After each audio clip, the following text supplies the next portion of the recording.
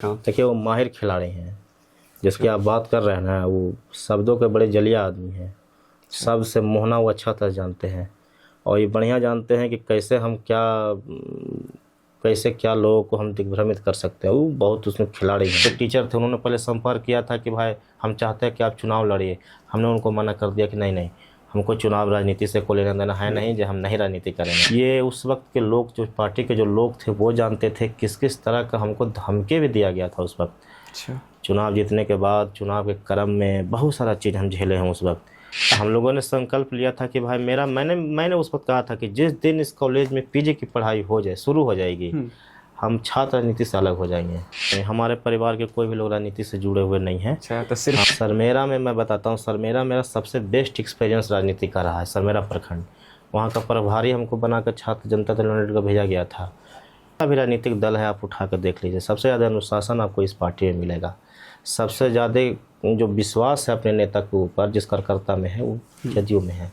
तो सुबह जब निकलता था, मोटरसाइकिल से जाता था, तो सत्तू लेके जाता था मैं। और मैं कहूँगा कि युवाओं को राजनीति में आना चाहिए और ऐसी राजनीति कीजिए जिससे समाज में परिवर्तन हो।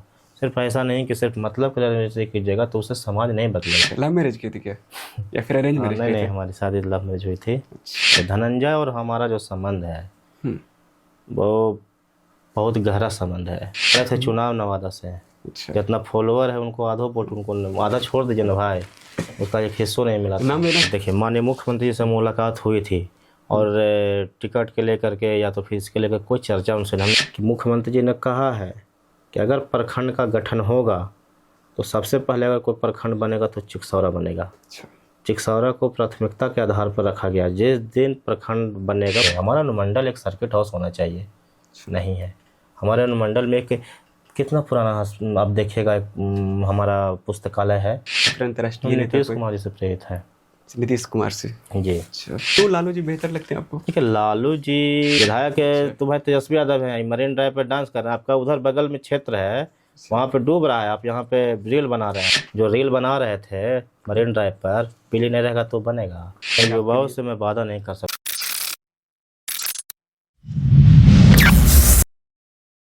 तो आज हमारे साथ हैं हिलसा विधानसभा के नेता, या फिर कह सकते हैं संभावी विधायक। तो हमारे साथ है विकास कुमार। नमस्कार भैया, इस चैनल पर आपका स्वागत है। नमस्कार आपका। तो भैया सबसे पहले आप बताइए कि आप ग्रामीण प्रवेश से यहाँ तक आए, इसका क्या क्या यात्रा था, कैसे यात्रा तय की यहाँ तक? देखिए, एक ग्रामीण परिवेश का कोई लड़का अगर कोई भी कार्य करता है तो पहले उसमें ये रहती है कि वो पूरे तन्मयता के साथ, पूरे ही मेहनत के साथ वो किसी कार्य को शुरू करता है। हम ग्रामीण परिवेश से शहर की ओर आए। हाँ, शुरुआत में चुनौतियाँ थी, उस चुनौतियों को हमने सहज ही स्वीकार किया और जिस प्लेटफॉर्म को हमने चुना, जिस दिशा में हमने काम करने के लिए अपने आप को माना, अपने आप को लगा कि हमें इस क्षेत्र में जाना चाहिए, हमने पूरी ईमानदारी से मेहनत की है। और ग्रामीण परिवेश से रहे तो चूँकि एक माहौल वैसा मिलता है कि आप लोगों से जुड़ते हैं, लोगों से मिलकर के बात करते हैं। तो यही सारी चीज़ें, गांव से जब निकलकर शहर आए तो निश्चित रूप से ये राजनीतिक में बहुत सहयोग किया। और आज यहाँ पर लोगों से संवाद हुआ, लोगों से कनेक्ट होने का अवसर मिला। सामाजिक कार्यों में हम लोग एक्टिव रहें, राजनीतिक कार्यों में हम लोग एक्टिव रहें। नतीजा है क्या जुड़ा हुआ। उससे पहले चलते आपका बचपन में या पढ़ाई में कैसे थे? देखिए, बचपन में पढ़ाई में मैं साधारण था, ऐसा नहीं कहूँगा कि मैं बहुत ब्रिलियंट लड़का रहा हूँ। अच्छा। साधारण था। और हमने हिलसा में ही मैंने पढ़ाई की थी। मेरा सबसे पहले जो मेरा स्कूल था हिलसा में, वो देश रत्न स्कूल था, जो उस समय बहुत ही चर्चित स्कूल था। यहाँ पे आप क्रॉसिंग के पास चलता था। देश रत्न में स्कूल में पढ़ता था। उसके बाद मैं बहुत स्कूल बदला हूँ। अच्छा, ऐसा क्यों? क्योंकि नहीं, वैसा नहीं है।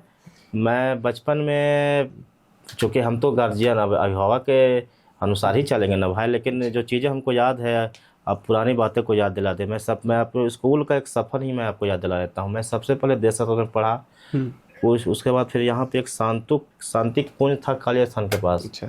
वहाँ भी हमने पढ़ाई की है। मैंने खरीद जोते में पढ़ाई किया। अच्छा। और फिर 3 नालंदा में भी हमने पढ़ाई किया। 4 स्कूल। उसके बाद फिर अंत में हमने मैट्रिक की परीक्षा भी पास करी। अच्छा। हम मतलब अच्छा, तो ऐसा नहीं ना था कि हर एक ईयर में अलग अलग स्कूल फर्स्ट क्लास में देश नहीं, रहते, वैसा second नहीं में था। ऐसा कुछ? अब माँ को लगता था कि ये स्कूल बेहतर है, यहाँ हम अपने बच्चे को भेजते हैं। अच्छा। तो माँ अपने अनुसार निर्णय लेती थी और लोगों के जो सुनती थी उसके अनुसार निर्णय लेती थी। तो भाई जहाँ जहाँ हमको पढ़ाई हम पढ़ें, और फिर यहीं से हमारी स्कूली शिक्षा हुई है पूरी। हमको ये सब चीज़ याद आता है, जैसे नालंदा उस समय बहुत चर्चित स्कूल था। मैं नालंदा में पढ़ा हूँ। फिर श्री ज्योति में भी एक अच्छा सफ़र हमें रहा। वहाँ मैंने कई प्रतियोगिता में भाग लिया था। अच्छा। वो आज भी मेरे पास प्राइज मनी रखा हुआ है। अच्छा। तो एक स्कूल का सफ़र बहुत अच्छा रहा। पढ़ाई यहीं से की, हाँ पढ़ाई लिखाई में साधारण थे। अच्छा, तो कभी कभी स्कूल में नेतृत्व का भावना, कभी नेतृत्व बच्चों को किए थे? नहीं, एक्चुअली स्कूल इतना बदलाव हुआ कि नेतृत्व के बारे में तो हम कभी सोचे ही नहीं, और वैसा अवसर भी हमको नहीं मिला कि हमको स्कूल में नेतृत्व करने का अवसर मिला है। हम लोग बस स्कूल में पढ़ते थे और खेल कूद में मन लगा रहता था। अच्छा, जब तो एक राजनीति, छात्र नीति में कैसे चलाएं आप? ये थोड़ी सी अगर आप चलिएगा तो ये बहुत लंबी कहानी है। और एक कहते हैं ना कि जिस ओर आपको जो चीज़ लिखा हुआ है उसकी तरफ आप खुद ब खुद चले जाते हैं, वैसा कुछ रहता नहीं है। मैं साल 2012 का वो मुझे लम्हा आज भी याद है। 2011 में मैं एसयू कॉलेज में नामांकन करवाया था। यहाँ पर हमने बीसीए में नामांकन करवाया था, वहीं पर मैं पढ़ाई कर रहा था। और 33 वर्षों के बाद मैं पटना यूनिवर्सिटी में 28 वर्ष के बाद, मतलब पहले के 28 वर्षों के बाद पटना यूनिवर्सिटी में छात्र संघ चुनाव की घोषणा हुई। अच्छा। पटना यूनिवर्सिटी में 2012 में चुनाव हुआ। वो उसके बाद चूँकि पटना यूनिवर्सिटी का चुनाव हुआ तो मगध विश्वविद्यालय में भी निर्णय लिया कि हम छात्र संघ चुनाव कराएंगे। तो 33 वर्षों के बाद छात्र संघ का चुनाव मगध यूनिवर्सिटी ने कराया। और चूँकि उस समय हमारा जो कॉलेज है वो मगध विश्वविद्यालय के अंतर्गत चलता था। तो उसी घोषणा के बाद एसयू कॉलेज में भी चुनाव की घोषणा हुई। मैं चूँकि वहाँ पे पढ़ रहा था, 2011 में मैंने नामांकन कराया था, तो मैं रेगुलर छात्र था। और मैं आपको बताता हूँ उस समय 2011 में जो परसेप्शन एसयू कॉलेज के बारे में रहा कि लोग नामांकन कराते हैं, फिर फॉर्म भरते हैं, परीक्षा देते हैं, ये धारणा बनी हुई थी लोगों के बीच में। उस समय मैं एसयू कॉलेज 2011 से जब तक हमारा जो सत्र रहा, मैं रेगुलर क्लास किया हूँ। हमको आज भी याद है कि अगर मैं वोकेशनल कोर्स में था, बीसीए की पढ़ाई कर रहा था, बीसीए में अगर एक बैच में 60, मतलब एक सेमेस्टर में अगर 60 बच्चे थे, तो तीनों ईयर के छात्र, मतलब first year, second year, third year regular पढ़ते थे वहाँ पे। पढ़ाई होती थी वहाँ पे। अब तो ऐसा बन गया है कि कॉलेज में पढ़ाई नहीं होता, अब तो बच्चों नहीं, उस समय की बात कर रहा हूँ। वो हम लोग रेगुलर पढ़ते थे और एक यूनिफॉर्म था हमारा, हम लोग यूनिफॉर्म पहन करके जाते थे पढ़ने के लिए और पढ़ते थे वहाँ पे। तो क्लास होती रहती थी। तो उसी समय जब छात्र संघ चुनाव की घोषणा हुई तो हमारा कोई खास रुचि नहीं था राजनीति में। मैं सही बोल रहा हूँ। बहुत सारे कुछ एबीवीपी के कुछ यहाँ पे टीचर थे, उन्होंने पहले संपर्क किया था कि भाई हम चाहते हैं कि आप चुनाव लड़िए। हमने उनको मना कर दिया कि नहीं, हमको चुनाव राजनीति से कोई लेना देना है नहीं, जो हम नहीं राजनीति करेंगे। ये सब मैं बता रहा हूँ जो घटना घटी है। लेकिन कहिए कि कुछ ऐसा घटना घटा कि मैं लड़ने के प्रति बहुत इच्छुक हो गया। क्योंकि हम लोग के साथ जो हमारा स्कूल के जो दोस्त थे, उसमें सहपाठी थे जो हमारे हमेशा रहते थे, तो वो सब कहते नहीं, राजनीति नहीं करना है, जिसको लड़ना है लड़े दो। और बहुत सारे लोग इच्छुक थे कि चुनाव लड़े, लोग लड़ना भी चाह रहे थे। लेकिन एक ऐसा वाकया हो गया कि जैसे होता ना कि जिसको आप कोई घटित हो गया। नहीं, हुआ क्या जो मैं बता देता हूँ। हुआ ये कि किसी से हमारी बनती नहीं थी। अच्छा। एक था लड़का जिससे बनता नहीं था। तब लोगों ने कहा कि भाई उसको हम लोग चुनाव लड़ाएंगे। उस वक्त हमको लगा कि ये काहे चुनाव लड़ेगा, हम काहे नहीं लड़ेंगे। अच्छा। उसी वक्त से इच्छा हमारा जाग गया कि भाई हमको चुनाव लड़ना है। लेकिन ये पता नहीं था कि लड़ना कैसे है। अच्छा। ये अनुभव हम लोग को नहीं था समय कि चुनाव लड़ने का मुझे काखा का भी नहीं मालूम था। तो फिर पता चला कि एगो बैठक उधर हो रहा है, तो हम लोग सब मिलकर उधर चल गए। फिर पता चला उधर बैठक हो रहा है तो उधर हम लोग चल गए। हमको लगा चुनाव तो होगा लेकिन लड़ना कैसे है, क्योंकि शुरुआत था, कोई बताने वाला नहीं था।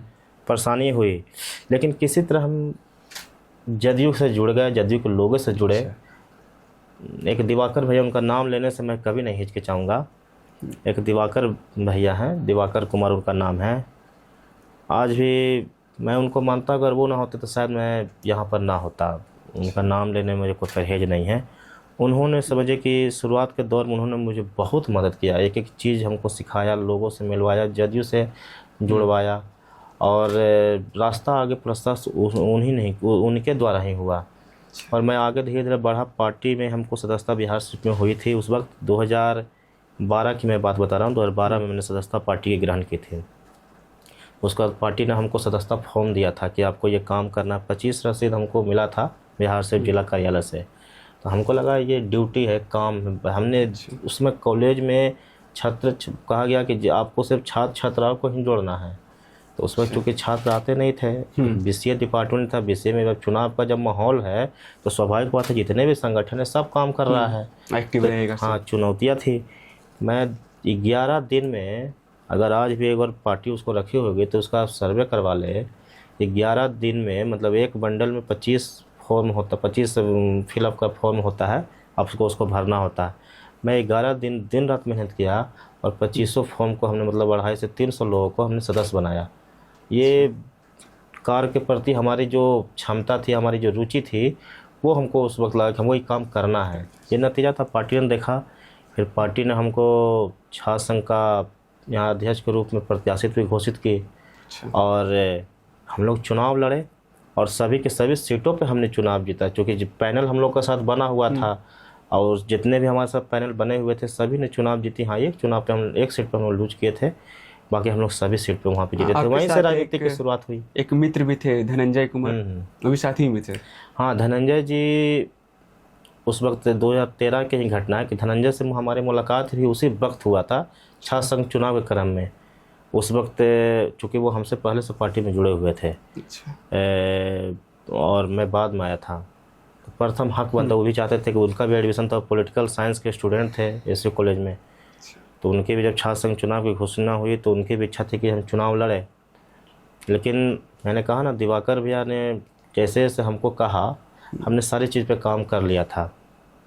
और प्लस बीसीए के साथ होने से थोड़ा सा हमको एडवांटेज भी मिला कि छात्राओं से जुड़ाव बना रहा, और हम लोग रेगुलर क्लास जाते तो जुड़ाव रहा था, लोग कनेक्टिविटी लोगों से बना हुआ था। तो ये संवाद था छात्रों से, तो ये थोड़ा सा हम लोग को पॉजिटिविटी उस मामले में मिला। हम लोग छात्र संघ चुनाव लड़े और जब टिकट के वक्त आया था तो हमने उस वक्त धनंजय और हमारी दोस्ती की शुरुआत जो है उसी क्षण से हुआ। हमने उसमें जो बात हम देखा, आज भी हम आपके माध्यम, आपके चैनल पर शेयर ही कर देते हैं कि जब टिकट का बंटवारा हो रहा था, चूँकि धनंजय पहले से छात्र जुड़ा हुआ था जदयू से, तो स्वाभाविक बात है कि लोग उसके प्रति थे कि भाई इसको हमको लड़ाना है अध्यक्ष। लेकिन हमारे साथ ये पॉजिटिव, हमारे साथ मजबूती थी थोड़ी सी कि हमारे साथ सभी वर्गों के, सभी तरह के लोग हम थे, जुड़े हुए थे। रेगुलर क्लास कर रहे थे। लेकिन जब टिकट बंटवारा का जब समय आया, तब एक समय आया था कि लोग इच्छुक नहीं थे, तो हम लोग रिटर्न हो गए। लेकिन पार्टी ने फिर धनंजय से बात किया, उन्होंने कहा ठीक है हम किसी भी सीट पे चुनाव लड़ जाएंगे। तो पार्टी ने हमको अध्यक्ष पद पे लड़ाया, उसको सचिव पद पे लड़ाओ। और यही चीज़ हमको अच्छा भी लगा उसके साथ हम, कि कम से कम अगर आप चीज़ों को ये देखते हैं कि अगर कोई लड़का आपके लिए सेक्रीफाइस कर रहा है तो संभवतः दोस्ती गहराई में बदलती है। तो उस वक्त भी हम लोग अपना काम किए, चुनाव जीते, वो भी मेरे साथ लड़ा, हम भी दोनों मिलकर लड़े और सभी सीट पर हम लोग जीते। जब जीत मिला तो खुशी बहुत ज़्यादा हुआ होगा कि ना चाह रहे थे चुनाव लड़ना, जीत निश्चित मिला। रूप से उस समय का क्या माहौल रहा होगा मैं उसका चर्चा नहीं कर सकता हूँ। किस परिस्थिति में हमने छात्र संघ चुनाव लड़ा है, ये उस वक्त के लोग, जो पार्टी के जो लोग थे वो जानते थे। किस किस तरह का हमको धमकी भी दिया गया था उस वक्त। अच्छा। चुनाव जीतने के बाद चुनाव के क्रम में बहुत सारा चीज़ हम झेले हैं उस वक्त। बावजूद पार्टी के लोगों ने हमको हौसला दिया, हिम्मत दिया, हम लोग बने रहें और शानदार जीत हुआ। छात्राओं की चेहरे पे खुशी थी और अच्छा था, चूँकि आप जो कुछ कर रहे हैं अगर उसमें आपको सफलता मिलती है तो स्वाभाविक बात है खुशी तो है। इसी में एक बात याद है, कुछ समय पहले एक छात्र नेता आशीष कुमार का हम पॉडकास्ट शूट कर रहे थे, वो आपके बारे में बहुत ज़्यादा गुणगान गा रहे थे कि जितना सिखाने का श्रेय है वो विकास पे और धनंजय भैया क्या है। नहीं, देखिए आशीष मेरा छोटा भाई है। अच्छा। और वो हमको मिला है 2018 17-18 में, हमको लगता है संभवतः 17 या 18 में मिला है हमको। उस वक्त भी छात्र संघ चुनाव हो रहा था, जब 2013 में छात्र संघ चुनाव हुआ था, उसके बाद फिर छात्र संघ चुनाव में घोषणा हुई थी, उस वक्त हुआ था। तो चूँकि उस वक्त बहुत छोटा था, हम लोग ने राजनीति में किया ये है कि लोगों को हमने जोड़ा है, इस पार्टी में हमने लोगों को जोड़ा है और नई पीढ़ी को हमने इसमें लाने का प्रयास किया कि जो कि जब तक नई पीढ़ी लोग अगर राजनीति में नहीं जुड़ेंगे और तब तक अब राजनीति में बदलाव नहीं हो सकता है और कोई भी संगठन बढ़ नहीं सकता है। तो हम लोग ने जोड़ा है। आशीष उसी क्रम का एक लड़का, बहुत सारे लोगों को सदस्यता उसको ग्रहण हुआ था, उसमें आशीष भी था। आशीष में वो क्षमता है, वो निरंतर मेहनत करता रहा। वो आज देखिए अपनी मेहनत के बदौलत वो पाटलिपुत्र विश्वविद्यालय नालंदा भाग का वो अध्यक्ष बना हुआ है। ये बहुत अच्छी बात है, मेहनत उसने की है, छात्र छात्राओं के बीच में हमेशा रहा है। हालांकि वो छात्र संघ चुनाव नहीं लड़ा, लेकिन जो मेहनत उसने की है उसके बदौलत आज वो पद पे है और निरंतर मेहनत करते रहता है। छोटा भाई जहाँ भी गड़बड़ाता है हम लोग उसको रास्ता बताते हैं, मदद करते हैं, जो भी होता है हम लोग करते हैं। आपके बारे में बहुत अच्छे बातें बोल रहे थे, तो एक बात भी कहना, आपका याद है कि नहीं उस लड़के के बारे में जिसका आप मार्गदर्शन दिए थे? नहीं वैसा नहीं, लड़का ठीक है, उसको हमने मदद करी है, वो भी अच्छा है, मेहनत कर रहा है, पार्टी में आगे बढ़ेगा, हमारी शुभकामना है। तो जब छात्र राजनीति में आए जीत कर, तो कॉलेज में क्या क्या परिवर्तन किए थे उस समय? हाँ, ये बहुत अच्छा बात बोला, क्योंकि ये कभी भी उस वक्त तो फेसबुक वगैरह था नहीं, 2013 की सोशल मीडिया ना के बराबर, सोशल मीडिया था, लेकिन इस तरह का जवाब है, व्यापक स्तर के लोग जुड़े हुए नहीं थे। मैं तो फेसबुक 2009 से यूज कर रहा हूँ, उसमें तो ऑरकुट भी यूज हमने किया था, ऑरकुट भी चलता था, ऑरकुट तो बंद हो गया। फेसबुक उसके बाद हम धीरे धीरे आया, लेकिन चूँकि इंटरनेट नहीं था, मोबाइल सबके पास एंड्रॉयड नहीं था, पहले तो लोग सिस्टम पर ही फेसबुक चलाते थे, तो प्रचार नहीं हो पाया। लेकिन आप सही क्वेश्चन पूछे कि बदलाव एससी कॉलेज में, एससी कॉलेज 2013 का पहले कि आप तस्वीर निकाल लीजिएगा, हमको लगता है सोशल साइट पर होगा, और 2013 के बाद का आप तस्वीर निकाल लीजिएगा, आपको अंतर पता चलेगा। जब मैं अध्यक्ष बना था, मैं चूँकि 2011 में भी इस कॉलेज में पढ़ रहा था, तो मैं बहुत सारी चीज़ों को देखता था, जो मूलभूत सुविधाएं हैं जो होनी चाहिए थी वो भी नहीं थी कॉलेज में। न पीने योग्य पानी थे, न शौचालय की व्यवस्था थी, सिक्योरिटी के नाम, सुरक्षा के नाम पे तो एकदम भद्दा मजाक था। उसमें दो गेट था कॉलेज में, एक तरफ से तालाब की तरफ से आप घुसिए, एक और उधर आप रोड की तरफ निकल जाइए, ये व्यवस्था थी।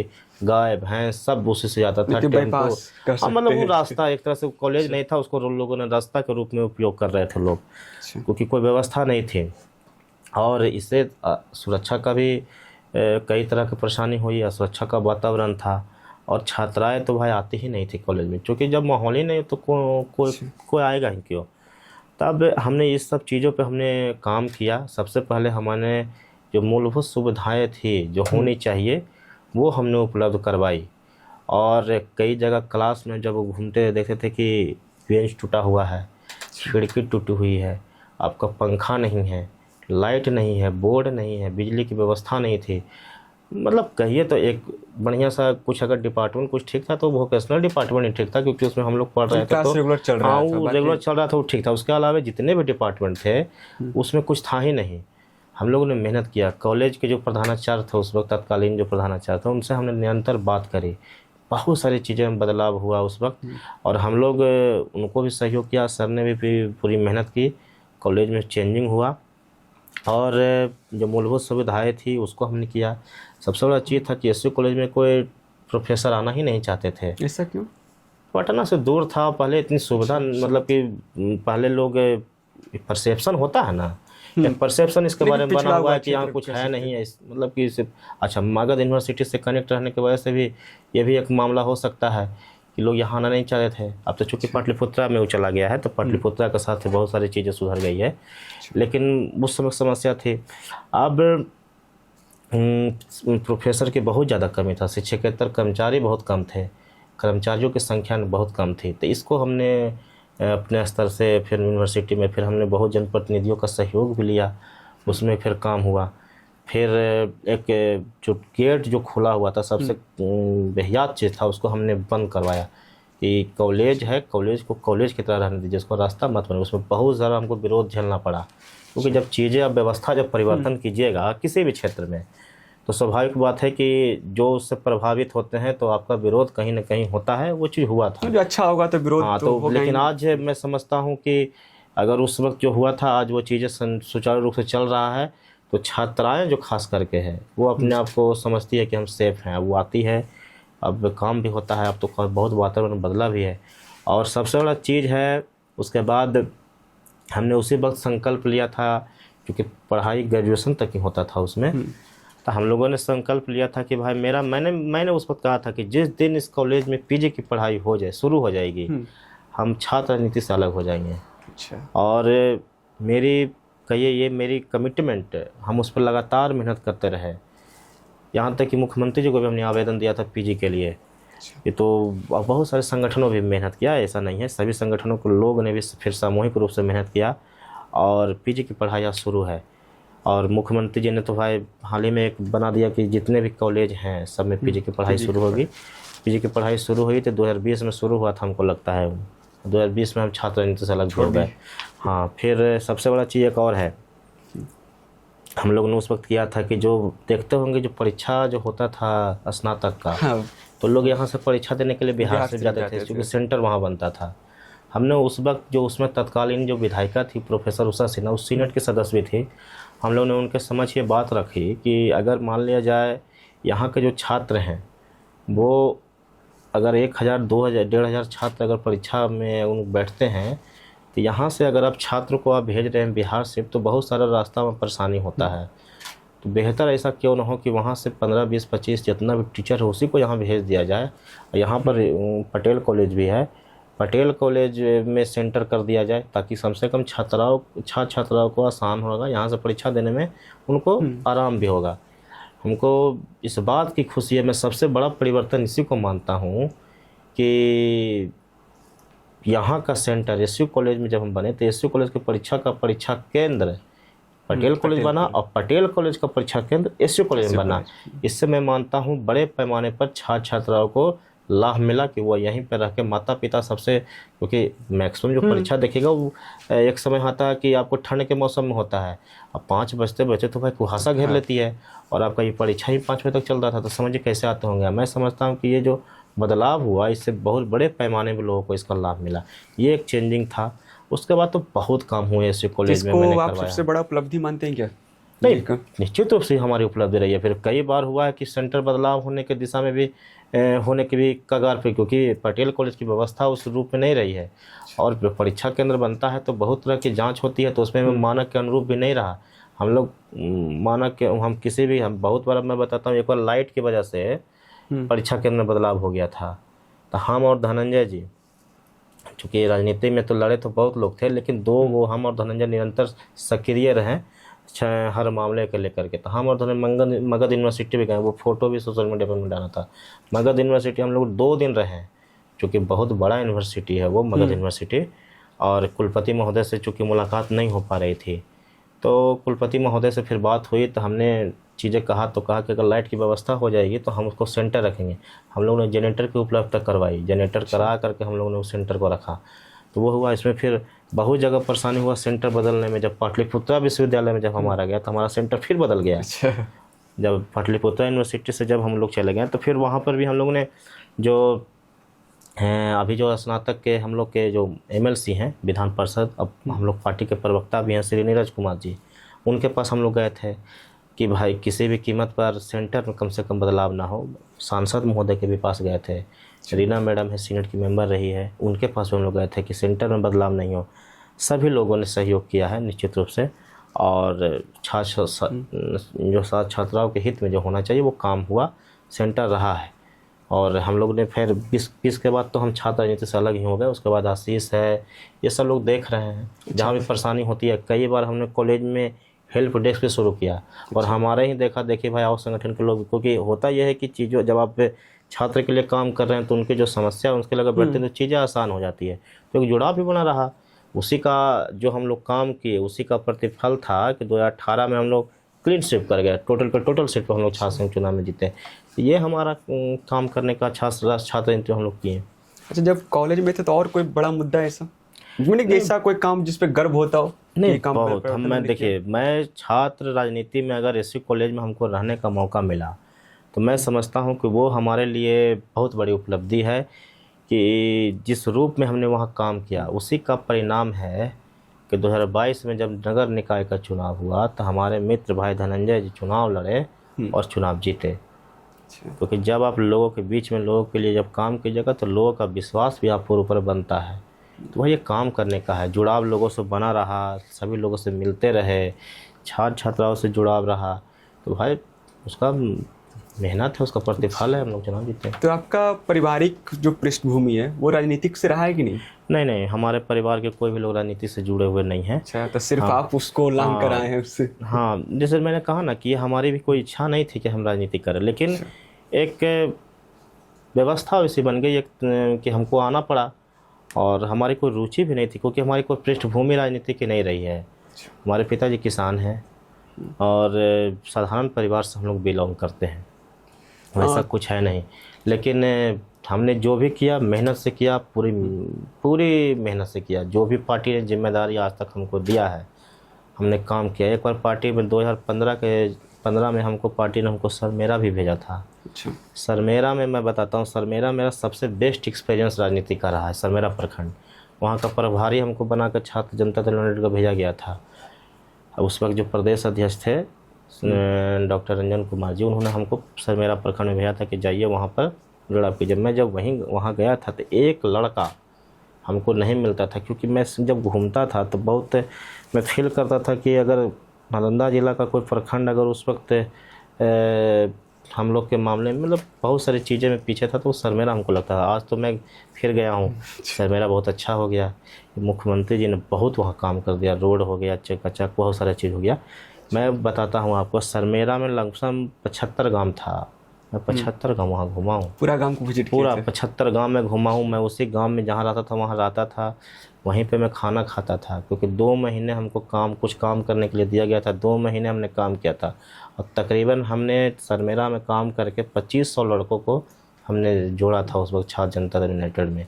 आज वहीं जोड़ा हुआ लड़का आप देख लीजिए, सरमेरा में जो नगर निकाय का चुनाव हुआ था उसमें से उप मेयर उसकी माँ बनी हुई है। ये हमारी उपलब्धि है, काम हमने किया है, लोग जुड़े थे तो भाई। अच्छा, कुछ छात्र का कुछ प्रश्न होता है, जैसे में आप छात्र नीति में काम कर रहे हैं, क्या उसको पार्टी जो पेमेंट में देती है क्या? देखिए, सेवा की कोई नहीं, जैसे आप रह रहे हैं वहाँ 2 महीना रह रहे हैं तो इसके पीछे जो खर्च होता है इसका चीज़ समझिए। राजनीति में कुछ पार्टियां अभी नई नई आई है जो लोगों को मुहैया कराती है कि रहिए। देखिए, हम लोग नीतीश कुमार के पार्टी में काम करते हैं। जितना भी राजनीतिक दल है आप उठा कर देख लीजिए, सबसे ज़्यादा अनुशासन आपको इस पार्टी में मिलेगा। सबसे ज़्यादा जो विश्वास है अपने नेता के ऊपर जिस कार्यकर्ता में है वो जदयू में है। जदयू के लोग हर मामले में, हर पार्टी के से आप तुलना कर लीजिए, जदयू के लोग, जदयू के कार्यकर्ता पूरी ईमानदारी से काम करते हैं। हम लोग पार्टी के लिए काम करते हैं, पार्टी कुछ दे अथवा नहीं। मैं उस वक्त मैं कहना नहीं चाह रहा था, आप खोले तो मैं बता देता हूँ। मैं सर 7 बजे सुबह जब निकलता था, मोटरसाइकिल से जाता था तो सत्तू लेके जाता था मैं। अच्छा, समझे। और चूँकि गांव में आप चूँकि जाते थे तो भाई वो एरिया, अब तो सड़कें बहुत चौड़ी हो गई है, मुख्यमंत्री जी ने उसको कन्वर्ट किया। अब उसमें सिंगल लाइन सड़क था। मैं दिन भर शाम को 7 बजे मैं वापस आता था। मैं 12 घंटा लगातार घूमता था। उस वक्त आप अनुमान लगाइए कि अगस्त माह था, लगता है, नहीं जुलाई या अगस्त ही होगा। उसमें क्या स्थिति रही होगी गर्मी का, तो कोई जानता नहीं था। लेकिन मैं घूमा वहाँ पर, लोगों को जुड़ा, धीरे चीज़ें आसान हो गई। और पार्टी वैसा नहीं, हम लोग पार्टी में कार्यकर्ता के रूप में काम करते हैं। इसका हमारे पार्टी में सिर्फ नेता का संरक्षण आपको मिल सकता है। नेता का आपका जब आप काम कीजिएगा तो नेता का आपके ऊपर विश्वास, यही है राजनीति में, और क्या है। ये तो छात्र राजनीति छोड़कर आ गए मुख्य धारा की राजनीति में, ये सफर कैसा चल रहा है अभी? नहीं, ये धारा का मुख्य धारा में तो ठीक है, छात्र राजनीति हम लोग छोड़े। 2020 में हमको जब पीजी की पढ़ाई शुरू हुई तो हम छात्र राजनीति से अलग होंगे। हालांकि एसयू कॉलेज में भी बहुत सारा काम बाकी है, मैं उसको देख रहा हूँ। एक बिल्डिंग है हॉस्टल का, क्या उसके लिए हम लोग उसको, हॉस्टल का एक बिल्डिंग है, उसको हमने तोड़वाने के लिए आग्रह किया था। हालांकि उसको तोड़ने का जो कॉस्ट आ रहा है उसके वजह से वो परेशानी हो रही है। बहुत काम है बाकी, मैं उसको भी लगा हुआ हूँ, धीरे धीरे चीज़ें पे काम हो रही है। 2020 में जब पीजी की पढ़ाई शुरू हुई तो उस वक्त हमने अपने आप को छात्र राजनीति से अलग कर दिया, क्योंकि हर चीज़ का एक समय होता है और आप लगातार अगर उसमें हो तो फिर और भी लोग हैं, धीरे धीरे छात्र जुड़े हैं तो अभी वो राजनीति कर रहे हैं। 2020 में पार्टी ने हमको युवा जनता दल यूनाइटेड का जिला अध्यक्ष बनाया। मैं 2020 में विधानसभा के बाद, चुनाव के बाद हमको ये जिम्मेदारी, हम विधानसभा का चुनाव के बाद हमको पार्टी ने जिला अध्यक्ष बनाया। उसके बाद हमने युवाओं से पार्टी से जोड़ने का काम शुरू किया। हम लोगों ने जब युवा जदयू की हमारी जिम्मेदारी मिली तो मैं आपको बता दूं कि मैं पूरा 20 ब्लॉक में घूमा हूं और घूम घूम कर पार्टी के जो नीतियों के से प्रभावित हैं, माननीय मुख्यमंत्री जी के नेता के मानने वाले जो युवा हैं, उसको हमने पार्टी में जोड़ा। और जो हमारा कार्यकाल बहुत छोटा रहा, हम चूँकि उस कोरोना का दौर भी चल रहा था और कोरोना में आप ज़्यादा घूमने की पाबंदियाँ लगी हुई थी, लेकिन जब धीरे धीरे चीज़ सामान्य हुई तो हम लोगों को जोड़ कर उसमें पार्टी में हम लोगों ने लोगों से युवाओं से मिलकर हमने पार्टी में जोड़ा। एक बहुत ही कम समय में हमने एक बहुत स्थिरता के साथ एक सशक्त कमेटी का हमने निर्माण किया। हमारा कार्यकाल वहाँ 6 महीना को मैं मानता हूँ रहा और उसमें हमने बहुत बेहतर काम किया है और पार्टी ने इसको देखा भी है। अब पार्टी ने मुझे अभी प्रदेश उपाध्यक्ष की जिम्मेदारी दे रखी है।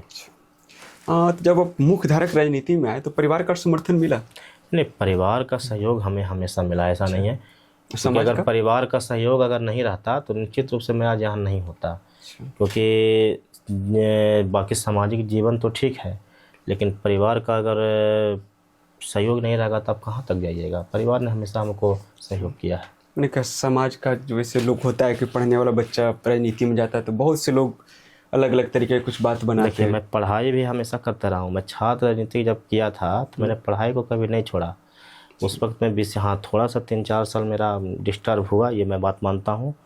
राजनीति में इतना मैं चला गया कि 2-3 साल 4 साल डिस्टर्ब हुआ। मैं MCA कॉलेज से भी मैंने कंप्लीट करी उसके बाद। और थोड़ी बहुत डिस्टर्बेंस हुई, लेकिन सहयोग ऐसा नहीं है कि रहा। कोरोना के समय भी थोड़ी बहुत परेशानियाँ हुई, इसकी वजह से भी मेरा पढ़ाई को डिस्टर्ब हो गया। मैंने पढ़ाई को कभी छोड़ा नहीं है। पढ़ाई और राजनीति साथ साथ दोनों चल रहा था। हाँ, बीच में कुछ डिस्टर्ब हुआ था? हाँ नहीं, मैं पढ़ाई को हमेशा करता रहूँ, क्योंकि आपका ये हथियार है। आप उसको छोड़ दीजिएगा तो फिर आप समाज में आप क्या करिएगा ये समय भी नहीं बता पाएगा। ऐसा नहीं है कि राजनीति में सभी लोग के लिए जगह बना हुआ है। ठीक है, आप युवा नेता है, जो युवा जो लोग हैं वो राजनीति को किस तरीके से देखता है, किस नज़रिए से देखता है वो? देखिए, युवाओं का नज़रिया क्या है वो तो आप भी एक युवा। अब समझने वाली बात ये है कि हम लोग राजनीति को हमेशा सकारात्मक दृष्टिकोण से देखे हैं, क्योंकि राजनीति है जो समाज को बदलाव करता है। ठीक है, अब तो जहाँ तक बात है हम जैसे लोगों के लिए, तो मैं तो समझता हूँ कि अगर युवा राजनीति में नहीं आएंगे तो ये समाज का निर्माण हो ही नहीं सकता है।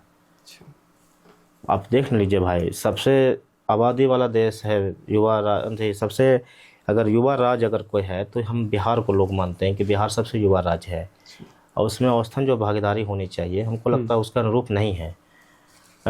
लेकिन कहीं ना कहीं हम में भी कमी है कि हम लोग आह्वान करते हैं कि भाई युवाओं से तो हम आग्रह करते हैं कि आप सारे सेक्टर में हो, सारा सिस्टम आप चला रहे हो, बिना युवा का तो भाई देश नहीं चल रहा है। ये बात मान लीजिए, आज जितनी भी कंट्री ग्रोथ कर रही है तो बिना युवा की क्षमता के बगैर हो नहीं रहा है, क्योंकि उनके बदौलत ही सब संचालन चल रहा है। तो भाई राजनीति में जब तक आप लोग आइएगा नहीं, आप लोग उसको समझिएगा नहीं, दूर से बैठ कर देखने से थोड़े समाज में परिवर्तन आएगा। तो कहने का मीन्स ये हुआ कि आज की राजनीति में युवाओं का भागीदारी बहुत ना के बराबर है। हाँ, कम है, होनी चाहिए, और थोड़ी सी इसके लिए पार्टियों को भी ध्यान देने की आवश्यकता है। ये भी कह सकते हैं कि शीर्ष पर जो नेता जो लोग हैं वो युवा को ध्यान नहीं दे रहे? नहीं, ऐसा नहीं है, ध्यान दे रहे। देखिए, राजनीति बहुत तरह का होता है, और खास समझिए कि जो कर्मठता जो आपको चाहिए ये भी मायने रखता है। हम सिर्फ राजनीति में जुड़ जाएं, युवा जुड़ना चाहते हैं, किस उद्देश्य से जुड़ना, मायने ये भी रखता है। पार्टी के प्रति अगर आप समर्पित नहीं हैं तो वो भी कारण बनता है कि आप उसमें सर्वाइव नहीं कर पाइएगा। तो बहुत सारा चीज़ है, और मैं कहूँगा कि युवाओं को राजनीति में आना चाहिए और ऐसी राजनीति कीजिए जिससे समाज में परिवर्तन हो।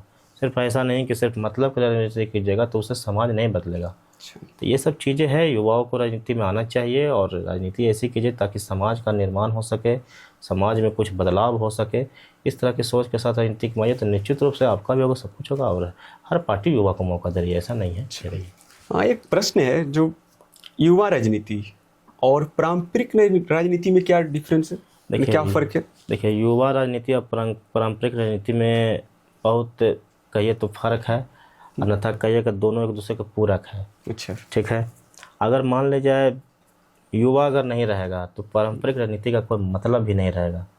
ठीक है। अब मान लीजिए युवा है तो युवा अगर राजनीति में है कि उसके साथ ऊर्जा रहती है। ठीक है। लेकिन पारंपरिक नीति में अनुभव है, उसको नकार को नहीं सकता है। युवा में जोश है, उनके पास धैर्य है, बहुत सारी चीज़ें हैं। दोनों पूरक है, न तो फिर दोनों में बहुत अंतर है। और युवा राजनीति और पारंपरिक नीति में समझते हैं सारा चीज़ है। जैसे आप युवा में देख लीजिए भाई कि बहुत सारे युवा नेता हैं।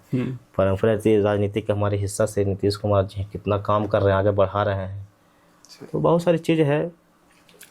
तो इसमें जो आज का युवा है, जो राजनीति को अपना करियर के रूप में देख सकता है या फिर नहीं, राजनीति सेवा कोई करियर नहीं है, हमको लगता है कि उसके भी तो परिवार है। सेवा देखिए कि नहीं, राजनीति में कोई करियर नहीं है, ये एक सेवा है। अगर आप इसको करियर मान के आप आ रहे हैं तो ये आपकी भूल है। अच्छा, अगर आपको सेवा करने का उद्देश्य है, आप चाहते हैं समाज को हम कुछ दें, समाज के लिए कुछ करें, तब आप राजनीति में आप आइए। अगर आप इसको करियर मान के आ रहे हैं तो ये आपकी मूर्खता है। राजनीति को करियर नहीं है, सेवा का एक माध्यम, आप सेवा कीजिए। तो जो लोग के लिए तो उसको घर परिवार में तो चलाना होगा या तो छोड़ना पड़ जाएगा उसको। नहीं तो ऐसे पार्टी थोड़ी कर रही है कि आप 24 घंटा पॉलिटिक्स कीजिए। अच्छा, आप अपने आप को पहले से, हमने क्या कहा, हमने भी राजनीति किया है ना, लेकिन हमने राजनीति किया है, पार्टी ने जो काम कहा है, जो पार्टी ने जो जिम्मेदारी दी है, जिम्मेदारी के अनुरूप आप काम कीजिए, हमने किया है। लेकिन हमने अपनी पढ़ाई को भी तो चालू रखा। हमने कहा कि हमारी पार्टी ने हमको कहा कि आप पढ़ाई छोड़ दीजिए। अच्छा, अगर मान ले जाए, अगर आप अपने हथियार को नहीं छोड़े, सबसे बड़ा करियर इम्पोर्टेंट है जिस सेक्टर में। जो अगर आप करियर, क्योंकि आपका परिवार है, आपके पीछे सारा परिवार के कुछ लोग हैं, तो आप पहले अपने आप को तो व्यवस्थित रखिएगा ना भाई। हम लोग राजनीति में हैं, सक्रिय हैं और अच्छी तरह से सक्रिय हैं, बावजूद हमने हमेशा अपने जो परिवार के ऊपर हमारे ऊपर जिम्मेदारियां हैं, तो हमने उसको भी नहीं छोड़ा है। तब अगर कोई राजनीति माता उसको करियर मानता है तो ये गलत है। करियर एक अलग है, राजनीति में सेवा का भाव रख के आप राजनीति कीजिए। सेवा का भाव है तो ठीक है, नहीं तो फिर एकदम। अच्छा, इस पे एक बात याद है, आप शादीशुदा हैं? शादीशुदा तो है। अच्छा, तो उसके बारे में राजनीतिक कैरियर से ज़्यादा मेरा जो कैरियर है वो शादी का है। अच्छा, राजनीतिक सफ़र है अगर मैं मानता हूँ तो 2012 से हमने शुरू किया। हमारी शादी 2011 में हुई है। 2011 में? 1 साल पहले हमने शादी की है। अच्छा, लव मैरिज की थी क्या या फिर अरेंज मैरिज? नहीं, हमारी शादी लव मैरिज हुई थी। अच्छा, बच्चे भी हैं? हाँ, 2 बच्ची है हमारी है। अच्छा, अभी एक है 1.5 साल की है और एक 6-7 साल की है। तो राजनीति में भी हैं तो घर पे लेट से जाते हैं, तो ऐसा कभी मैडम सुनने के लिए मिला डांट उठ? नहीं, डांट नहीं, लेकिन एक चिंता उनको हमेशा रही है, ऐसी बात नहीं है। डांट एक संबंध है दोनों के बीच में एक, और ऐसा नहीं है। लेकिन हाँ, चिंता लेट होता है तो चिंता उनकी है, जो जाहिर है। डांट फटकार कभी? डांट ऐसा नहीं है, वैसा नहीं है। डांट मिला, हालांकि हमेशा सहयोग मिला है उनका, ऐसा बात नहीं है।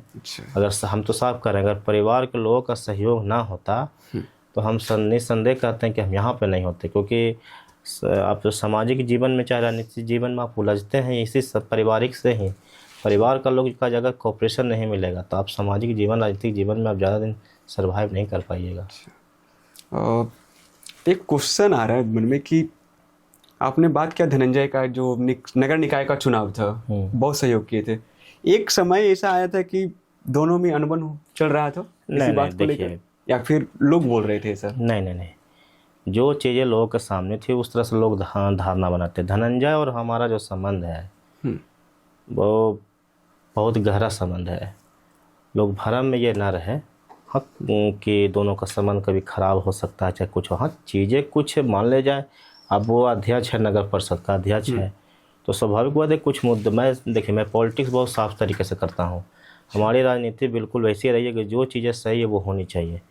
कुछ मामलों में अगर कुछ चीज़ें रही होती, हमने उसका प्रतिकार भी किया है और अच्छी बात यह है कि धनंजय ने उसको समझा, उसको सुधारा भी है। तो इसी मामले को हुआ था, इसका कोई खास असर तो मतलब रहा नहीं कि भाई दोनों में विरोध रहा। हम लोग एक अच्छे दोस्त हैं। राजनीति का एक अलग विषय हो सकता है, हमने लेकिन दोस्ती इसलिए नहीं पूछ लिया ना कि लोगों का मन में चल रहा था कि विकास और धनंजय में देखिए राजनीति नहीं चल है, रहा है। राजनीति है, राजनीति में चीज़ें बहुत स्थिर नहीं रहती है, अच्छा, समझे। लेकिन एक सामंजस्य है दोनों के बीच में, एक बेटर अंडरस्टैंडिंग है दोनों के बीच में। कहीं कुछ हम गड़बड़ाते हैं तो वो मदद करता है, अच्छा, कहीं वो गड़बड़ाता है तो हम मदद करते हैं। तो एक बेटर अंडरस्टैंडिंग है। कहीं कहीं कुछ मुद्दे पे हुई है, ऐसी बात नहीं है, लेकिन एक बेहतर हम लोग काम किए हैं और दोनों साथ हैं, चल रहा है, कोई दिक्कत नहीं है। मेरा दोस्त है वो, और हर जगह जहाँ आवश्यकता पड़ती है मदद करते हैं, वो भी करता है। अच्छा, राजनीति में युवाओं को सबसे बड़ा चुनौती क्या है? क्या क्या चुनौतियाँ उसको मिलता है? देखिए राजनीति में युवाओं के लिए चुनौती नहीं है। आप बशर्ते आप ये समझिए, अगर आप राजनीति को अवसर मान के अगर कोई युवा अगर आना चाहता है तो स्वाभाविक बात है कि उसके साथ परेशानियां रहेगी। लेकिन राजनीति अगर आप सेवा के भाव से अगर आप आइएगा तो आपको कोई चुनौती नहीं है। यहाँ पे सब संभावनाएं हैं आपके लिए बनी हुई है। आप आइए, राजनीति कीजिए, सेवा का भाव रख के आइए, कोई चुनौती नहीं है। सेवा कीजिएगा तो लोग आपसे जुड़ेंगे तो आपके साथ जितनी भी चीज़ें हैं सब चीज़ें हो जाएगी। चुनौतियाँ शुरुआत में होती है, ऐसी नहीं है। चीज़ों क्या क्या चुनौती मिलता है? चीज़ों को जैसे आप जिस रूप में जा रहे हैं, और अब तो राजनीति का पैटर्न भी बदल गया ना भाई, पहले जैसा नहीं था, अब तो बहुत सारा पैटर्न भी बदल गया है। अब तो भाई आप आराम से आइए, सोशल मीडिया पे आप नेता बन जाइएगा। अच्छा, हम लोग जब राजनीति शुरुआत की तो उसमें सोशल साइड था नहीं, बहुत मेहनत हम लोग किए हैं। तो ये सब चीज़ें हैं। अब तो कोई खास वैसा है नहीं, लेकिन पहले से अब चुनौती कम है। और पटना में घूम रहे थे बाजार समिति, तो एक नेता का बैनर देख रहे थे कि है कोई विधायक कहीं कि 5,000 फॉलोअर करना था लोगों से, टिप टिप उसका जो 6 वो करवा रहे थे। देखिए मैंने क्या किया, आप सोशल नहीं, इसमें ये था ना कि अगर 5,000 आपका फॉलोअर प्लस है, आपको टिकट मिलने का संभावना शायद बनता है, इस तरीके का बात चल रहा था वहाँ पे। अब वो नेताजी हैं, उनको पता भी नहीं है भाई कि फॉलोअर तो कैसे बढ़ जाएगा, लेकिन जनता का फॉलोअर बढ़ा देने से जनता का मत कहाँ मिलेगा। अच्छा, एक नेताजी हमारे यहाँ के ट्रेंडिंग पे रहते हैं, लड़े थे चुनाव नवादा से। अच्छा, जितना फॉलोअर है उनको आधो वोट, उनको आधा छोड़ दीजिए ना भाई, उसका एक हिस्सों नहीं मिला। नाम लेना चाहेंगे? नहीं, नाम नहीं लेगा। अच्छा, देखिए फॉलोअर आपका, राजनीति और फॉलोअर वो अलग अलग विषय है। अच्छा, फॉलो करने वाले आपके समय पर आपके साथ खड़ा नहीं होंगे, अच्छा, ठीक है ना। आपको अगर बढ़िया कमेंट अगर सोशल मीडिया पे आ रहा है तो हो सकता है समय पर आपके साथ खड़ा नहीं होंगे। एक इधर आए थे कुछ दिन पहले, एक मीडिया के लोग थे जो घूम रहे थे, मैंने देखा एक वीडियो उनका, वो जगह जगह घूम करके जो SIR पार्ट चल रहा था चुनाव आयोग का, उसमें वो कवरेज कर रहे थे। उनके फॉलोअर हमने देखा 50 मिलियन, मतलब वही कुछ एवरेज में था। उनके पिताजी की मृत्यु हुई, 5 लोग नहीं थे वहाँ पर, समझिए। मैंने कि यही है सोशल मीडिया, सच्चाई यही है। नहीं आप ठीक है, देखिए व्यू अब तो पहले तो फेसबुक वगैरह, अब तो भाई इसको लोगों ने एक साधन एक बना लिया है कि आपकी जीविका का, लोग इससे अब यर्न भी कुछ कर लेते हैं, तो ये एक माध्यम बन गया लोगों के लिए। लेकिन समाज में वो सच्चाई नहीं है। जब तक आप ग्राउंड स्तर पर, निचले स्तर पर जाकर के लोगों पर उनका विश्वास नहीं जीतिएगा, आप कैसे मत लोगों का प्राप्त कीजिएगा। हम लोग ने हमने कहा ना कि जब 2012 में हमने राजनीति करी तो SU कॉलेज का जो चुनाव हो रहा था तो वोटर आपका चल रही है दनियामा की तरफ भी था। अच्छा, एरई गांव है, सिगरियामा है, दनियामा के आसपास कई ऐसे गांव थे जहां पर SU कॉलेज के छात्र वहाँ पढ़ते थे। तो सोशल मीडिया से तो आकर वोट नहीं कर देते। हम लोग वहां लगातार मिलने जा कर के लोगों से अपील किए वोट देने के लिए। आपका बिहार सिप तक वोटर था, आपका इस्लामपुर में लोग वोटर थे, क्योंकि यहाँ तो भाई एक अनुमंडल का एक मत कॉलेज है। तो भाई ऐसा थोड़े है कि आप कनेक्ट लोगों से नहीं हो जाएगा, लोग आपको चुन लेंगे। राजनीति में जब तक आप लोगों से संवाद नहीं कीजिएगा, लोगों से मिलिएगा नहीं, सोशल मीडिया पे आप यहाँ हम बोल देंगे आकर के तो वोट मिल जाता है। अच्छा, एक और क्वेश्चन है, भ्रष्टाचार और पारदर्शिता पे युवा जो राजनीति है या फिर युवा जो है वो अपना भूमिका किस तरह से निभा सकते हैं? देखिए हमने साहब कहा, अगर युवा आते हैं राजनीति में, अगर युवा की भागीदारी होती है राजनीति में, अगर वो बढ़ चढ़ के हिस्सा लेते हैं युवा, तो स्वाभाविक बात है कि भ्रष्टाचार वहीं पे कम होता है। क्योंकि भ्रष्टाचार कहाँ है, अगर मैं कुछ हिस्सों की अगर मैं बात करूं तो ले दे के कुछ जगह पे ही नीतीश कुमार जी ने इस पे बहुत सारा लगाम लगाया है। भ्रष्टाचार पे उन्होंने बहुत कम, तो पहले तो भाई कोई आदमी कह दे कि बिना कुछ दिए काम भी होता था तो वो अलग चीज़ है, लेकिन आज के समय नीतीश कुमार ने अब चीज़ें क्या हुई है कि कुछ जगह पर अब सीमित है, उस पर भी काम चल रहा है। और जब युवा जब राजनीति में आएंगे उसका प्रतिकार बहुत जोरदार तरीके से होता है और उसमें कमी भी आ जाती है ना। तो मैं साफ कहूँगा, मैं उसको कहने में कोई गुरेज नहीं है कि आप अगर नगर निकाय को ही देख लीजिए, एक युवा जीता हुआ है, आप उसके पहले जितने भी रहे हैं उनके कार्यों का मूल्यांकन आप इसके 2-3 साल का मूल्यांकन आप कर लीजिए, आपको गुणवत्ता में अंतर दिखेगा, कार्य करने का तरीका में आपको अंतर दिखेगा, आप जो इनकी सोच है वो आपको दिखेगी। पहले क्या था कि पहले तो भाई पहले का भी आप मूल्यांकन कर सकते हैं, हाँ राजनीतिक दृष्टिकोण से आप प्रश्न तो आप टिप्पणी कर सकते हैं, लेकिन जब जाइएगा ग्रामीण परिवेश में, आप लोगों से मिलिएगा लोगों से, तो कहेंगे कि पहले से लाख गुना काम बेहतर हो रहा था। भाई एक युवा के आने से उसके साथ सोच भी बदलती है, जब सोच बदलती है तो कार्य उसके अनुरूप होता है। तो भ्रष्टाचार में वहीं से कमी है, ऐसा थोड़ा। अच्छा, ग्रामीण और जो शहरी राजनीति है दोनों में कोई डिफरेंस है? नहीं, देखिए ग्रामीण और शहरी राजनीति में कोई खास अंतर है नहीं, लेकिन जो हमारी जो सोच है, जैसे हम जो जहाँ से हम आए हैं वो ग्रामीण क्षेत्रों से ही आए हैं, और ग्रामीण क्षेत्रों के साथ एक पॉजिटिविटी रहती है, उसमें कनेक्शन एक दूसरे से होने की, उसमें बहुत सारी चीज़ें उसको मिल जाती है कि आप कनेक्ट हो जाते हैं।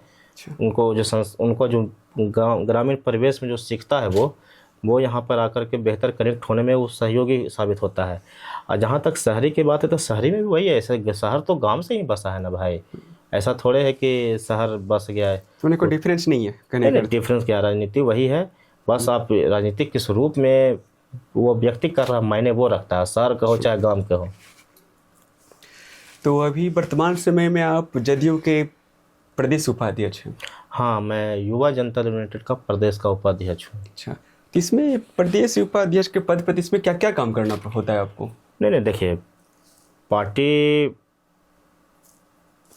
मतलब मान लीजिए मुख्य रूप से पार्टी मतलब हमारी जनता दल यूनाइटेड है, लेकिन वो समीकरणों के आधार पर और चीज़ों को कनेक्ट करने पर कई सब पार्टियां लमसम प्रकोष्ठों का गठन करती है। तो उसी में एक हमारा युवा जनता दल यूनाइटेड भी है, जिससे हम युवाओं को पार्टी से जोड़े, और नीतीश कुमार जी ने युवा के लिए जो काम किया है उसको एक माध्यम होता है कि आप उन तक पहुंचाइए, उन तक जानकारी दीजिए।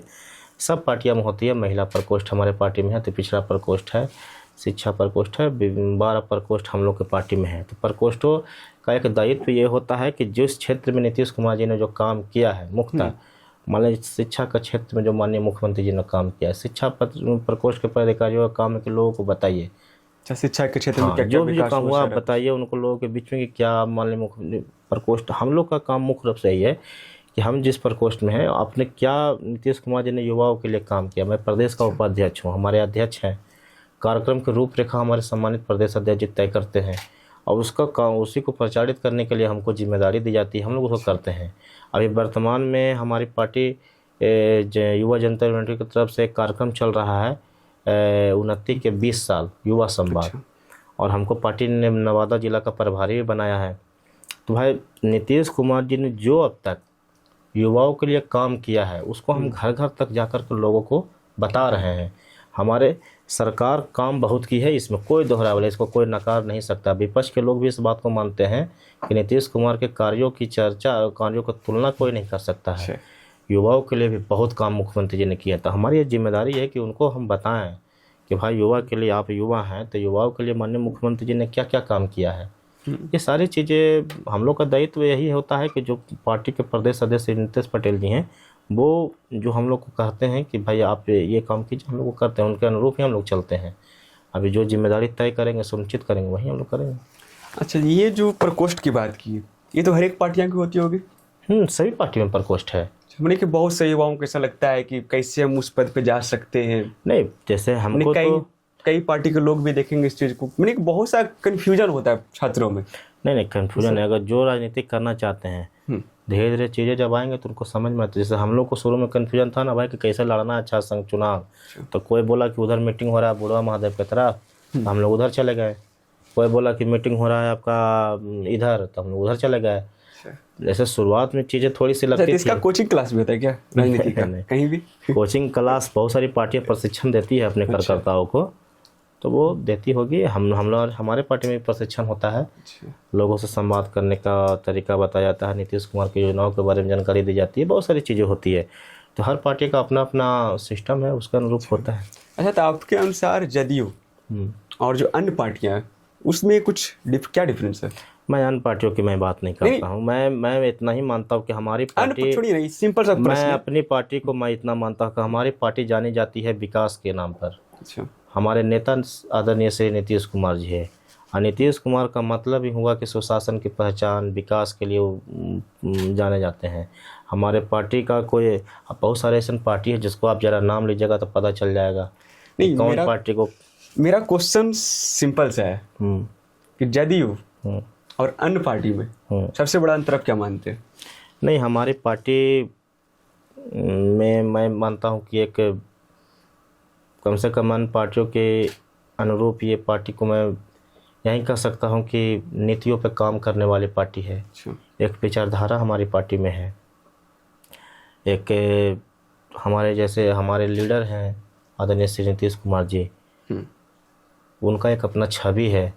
हमारी पार्टी में सकारात्मक एक अनुशासन, एक डिसिप्लिन, सारी चीज़ में हमारी पार्टी है। अन्य पार्टियों की मैं बात नहीं करता, तो मैं पार्टी के बारे में जानता नहीं हूँ, तो उसके बारे में टिप्पणी नहीं राजनीति में आप हैं तब तो ये नहीं, मैं अन्य पार्टियों से मैं जुड़ा ही नहीं हूँ, तो मैं उसके बारे में फिर कहाँ से बात करूँगा। मैं अपने पार्टी के बारे में जानता हूँ। हमारी पार्टी में एक डिसिप्लिन है, एक रिस्पेक्ट है, हमारे पार्टी में एक विचारधारा है, एक नीति है, उसके तहत हम लोग काम होता है। अच्छा, कभी कभी ऐसा ऑफर आया कि दूसरे पार्टी में ज्वाइन कर लीजिए, ऐसा कुछ आप? नहीं, पार्टी में कुछ लोग करते हैं, लेकिन हम लोग पार्टी के साथ, हम लोग नीतीश कुमार और पार्टी के साथ पूरी प्रतिबद्धता के साथ हैं।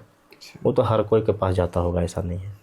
अच्छा, या फिर आपको कभी जुड़ने का चाह नहीं कि कभी गुस्सा में कुछ पार्टी वाला कुछ बोल दिया? राजनीति में मैं बताता हूँ, सुन लीजिए। 2012 से मैं इस पार्टी में हूँ। कुछ बीच में अगर छोड़ दूँ और 15-10 दिन, पार्टी में भी बहुत कुछ सिखाया है, और समय के साथ इस मामले में परिपक्वता भी हुई है। ऐसा नहीं है कि कोई कह देगा तो हम लोग छोड़ देंगे। इस पार्टी ने हमको बहुत कुछ दिया है। अगर ये पार्टी अगर हमको नहीं अपने साथ रखती तो मैं आज कहीं नहीं होता। मैं मानता हूँ कि आज राजनीति में जो भी हूँ तो इस पार्टी की बदौलत हूँ।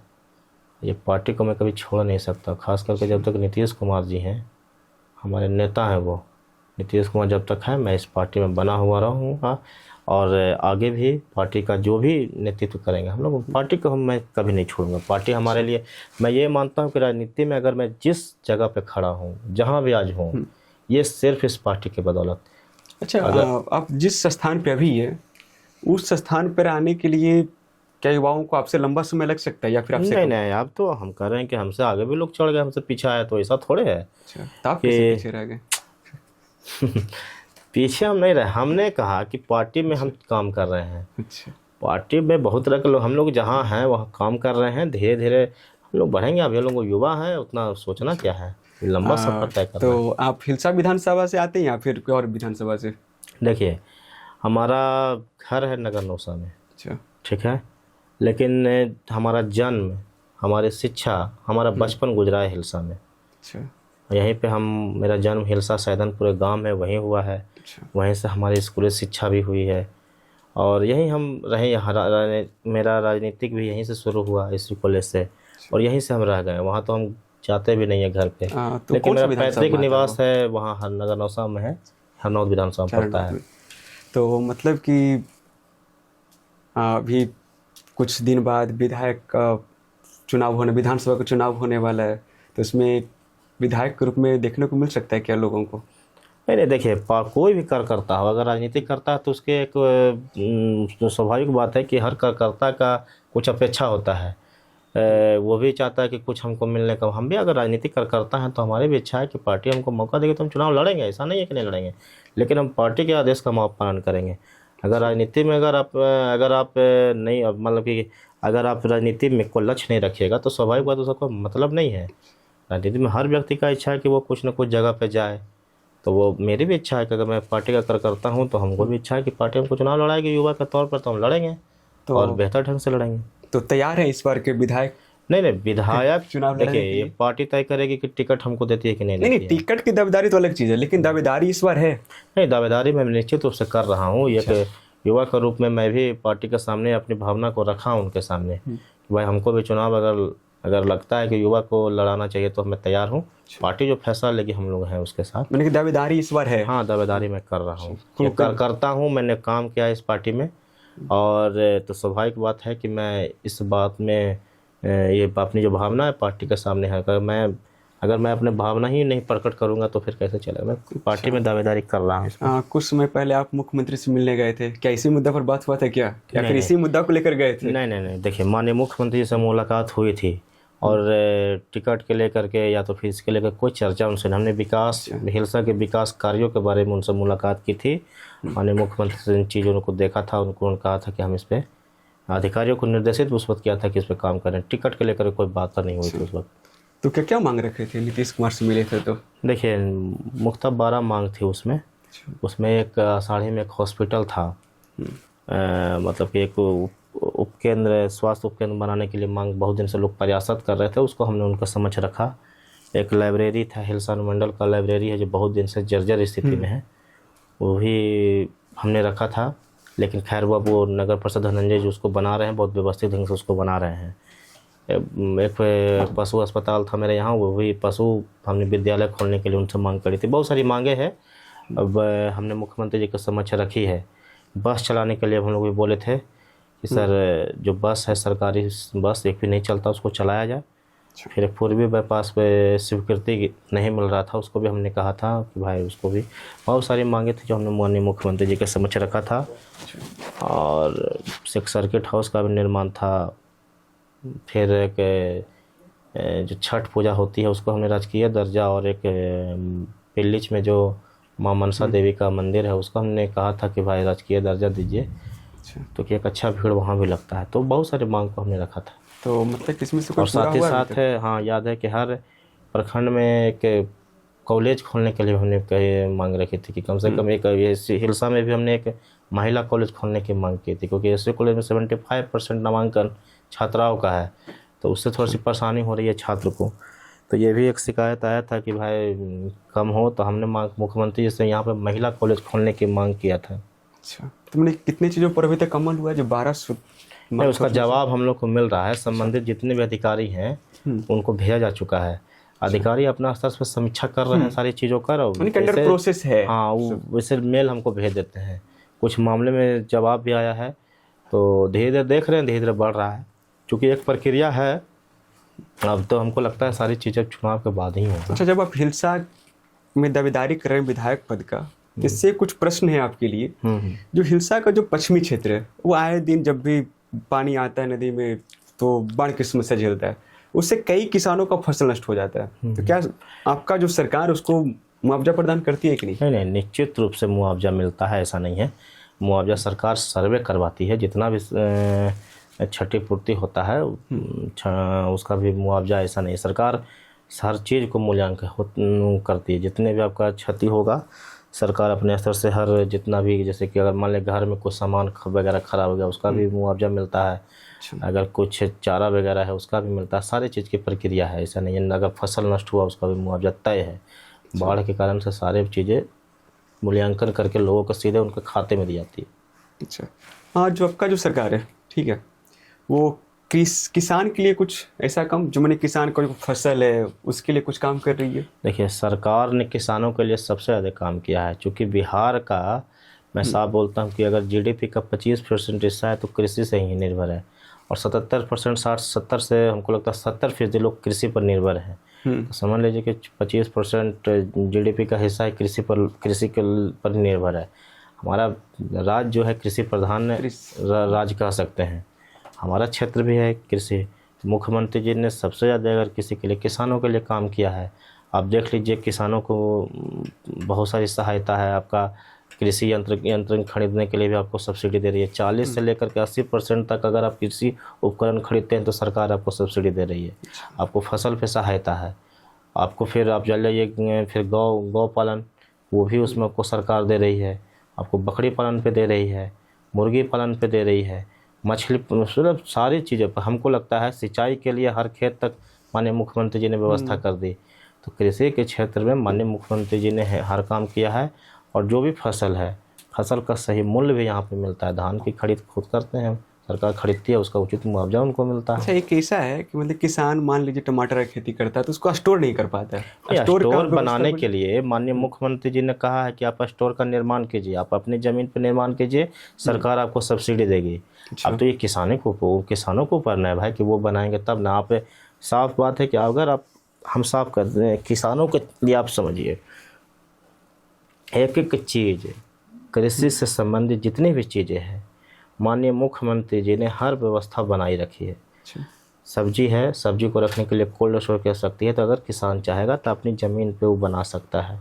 आप ऑनलाइन आवेदन कीजिए, आपका आवेदन चयन होगा, आप बनाइएगा, सरकार आपको सब्सिडी देगी, सब्सिडी मिलेगा, आप बनाइए, उसमें आप कीजिए, लेकिन बस आते ही किसानों को तय करना होगा ना।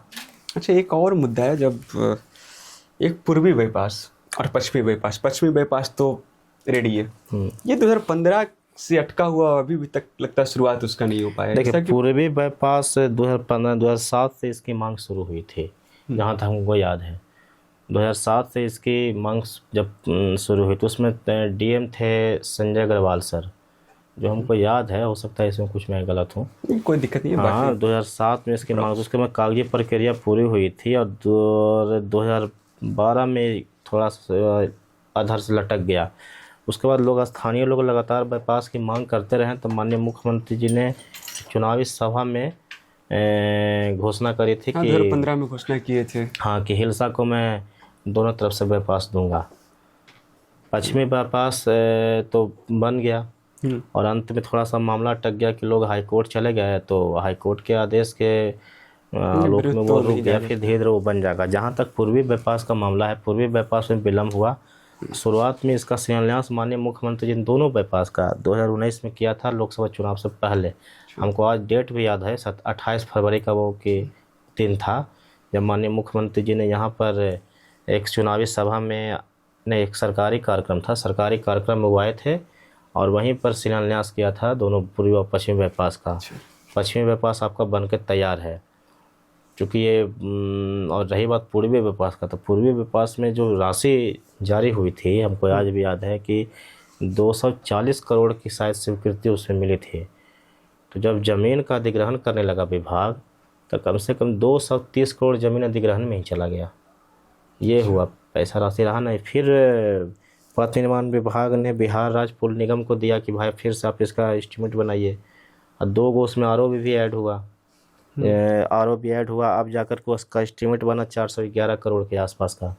फिर उसकी स्वीकृति भी माननीय मुख्यमंत्री जी दी है, उसका शिलान्यास, और उसका आप देखे होंगे कुछ हमने सोशल मीडिया पे पोस्ट किया था, उसका काम भी अब चूँकि यहाँ पे आप चल रही है गणाई बीघा के पास, जो एजेंसी चयन हुआ उसने अपनी ज़मीन भी अधिग्रहण कर लिया है, और मशीन भी उतर गई है। मशीन अपना जो मौसम थोड़ा सा बारिश ज़्यादा हो गई, इस वजह से काम भी शुरू हुआ, धीरे धीरे काम भी चल रहा है, इनका स्टार्ट हो गया है। हाँ, स्टार्ट हो गया, पूर्वी बाईपास का काम शुरू हो गया।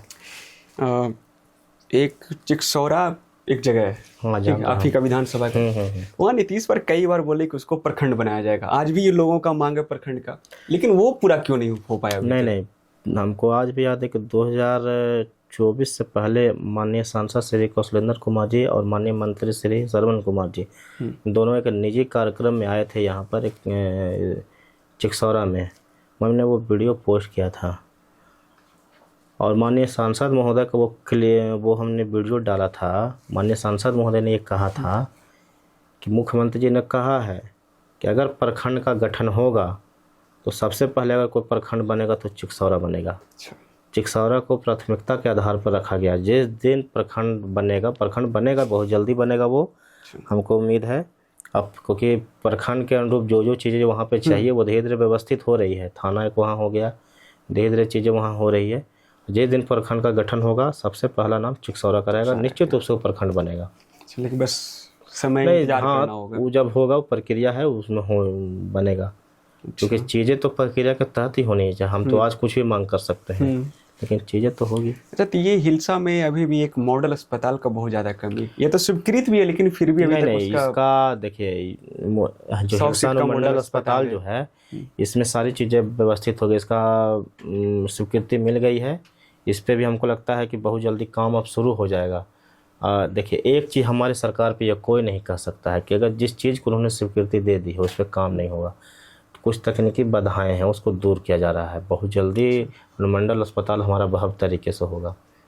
आप देखिएगा उसमें बेड की संख्या बढ़ने वाली, आधुनिक बेड लगेगा, सारे चीज़ के जो उपकरण जो होने चाहिए संभवतः सारे चीज़ हैं। हमारा अनुमंडलीय अस्पताल बहुत बढ़िया बनने जा रहा है। अच्छा, आपको नहीं लगता है कि इस चीज़ में हम लोग बहुत पीछे हैं हिलसा? आपको कुछ भी होता है तो रेफरल करके पटना जाना पड़ता है।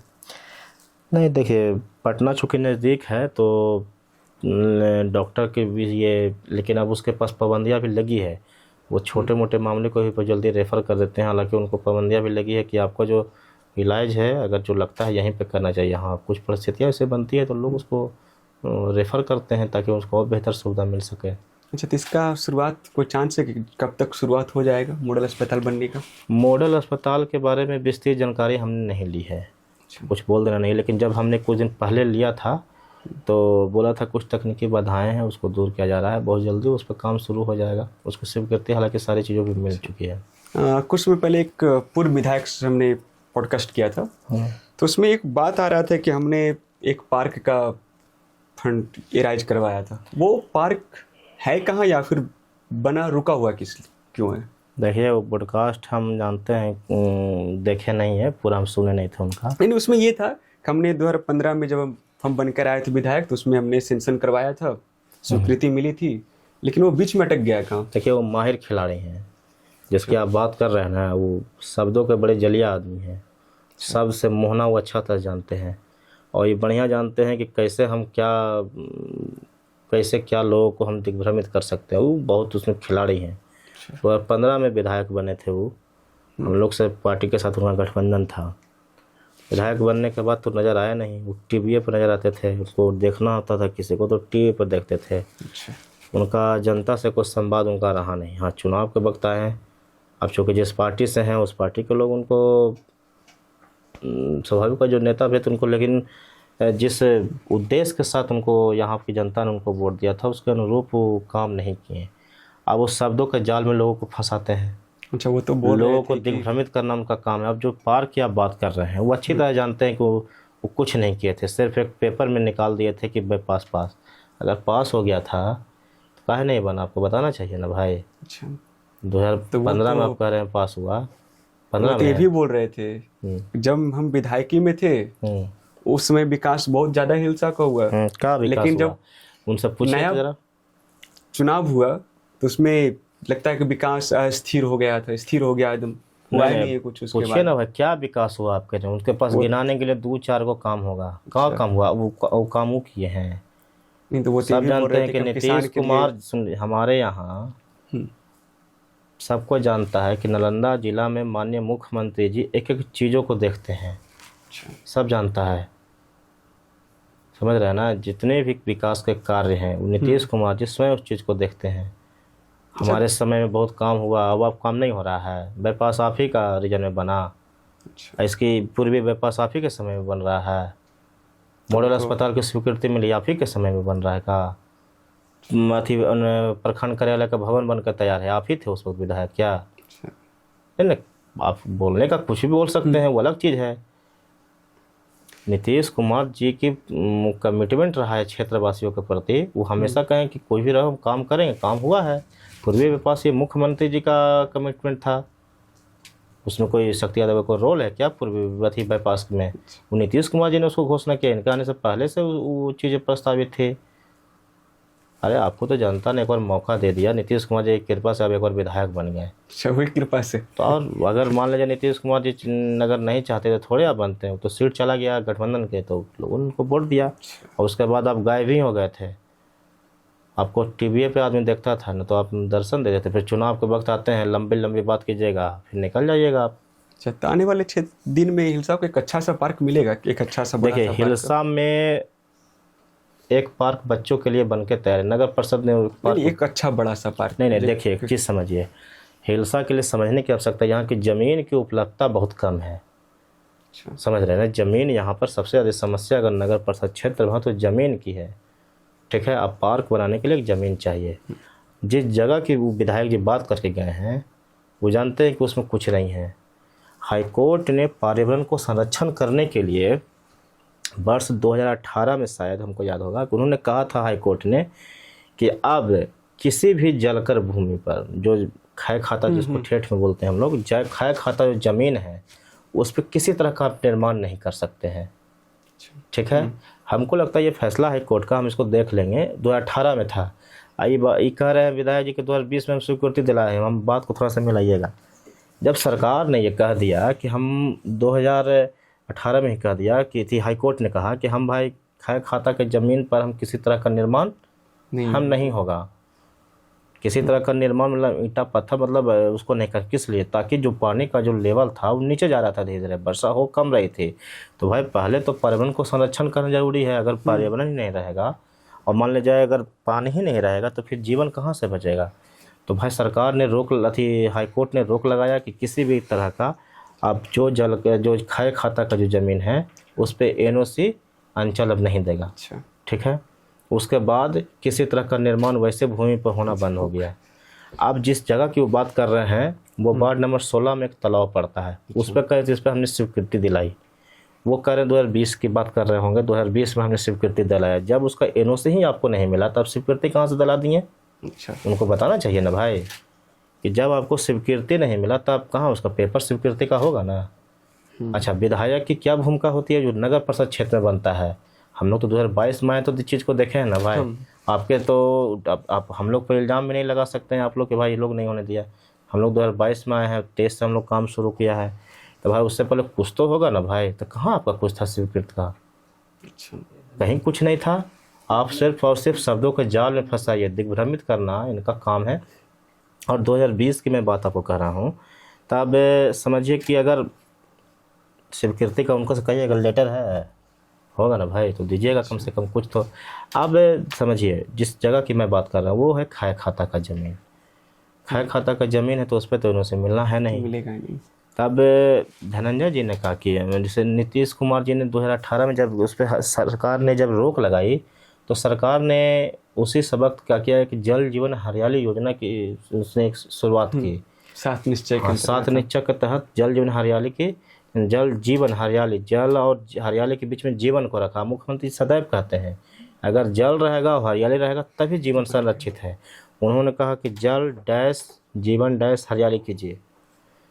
समझ रहे हैं? उनका सिर्फ इस स्लोगन को समझिएगा। उन्होंने कहा कि जल और हरियाली के बीच में जीवन को रखिएगा। जल और हरियाली संरक्षित है तो जीवन है।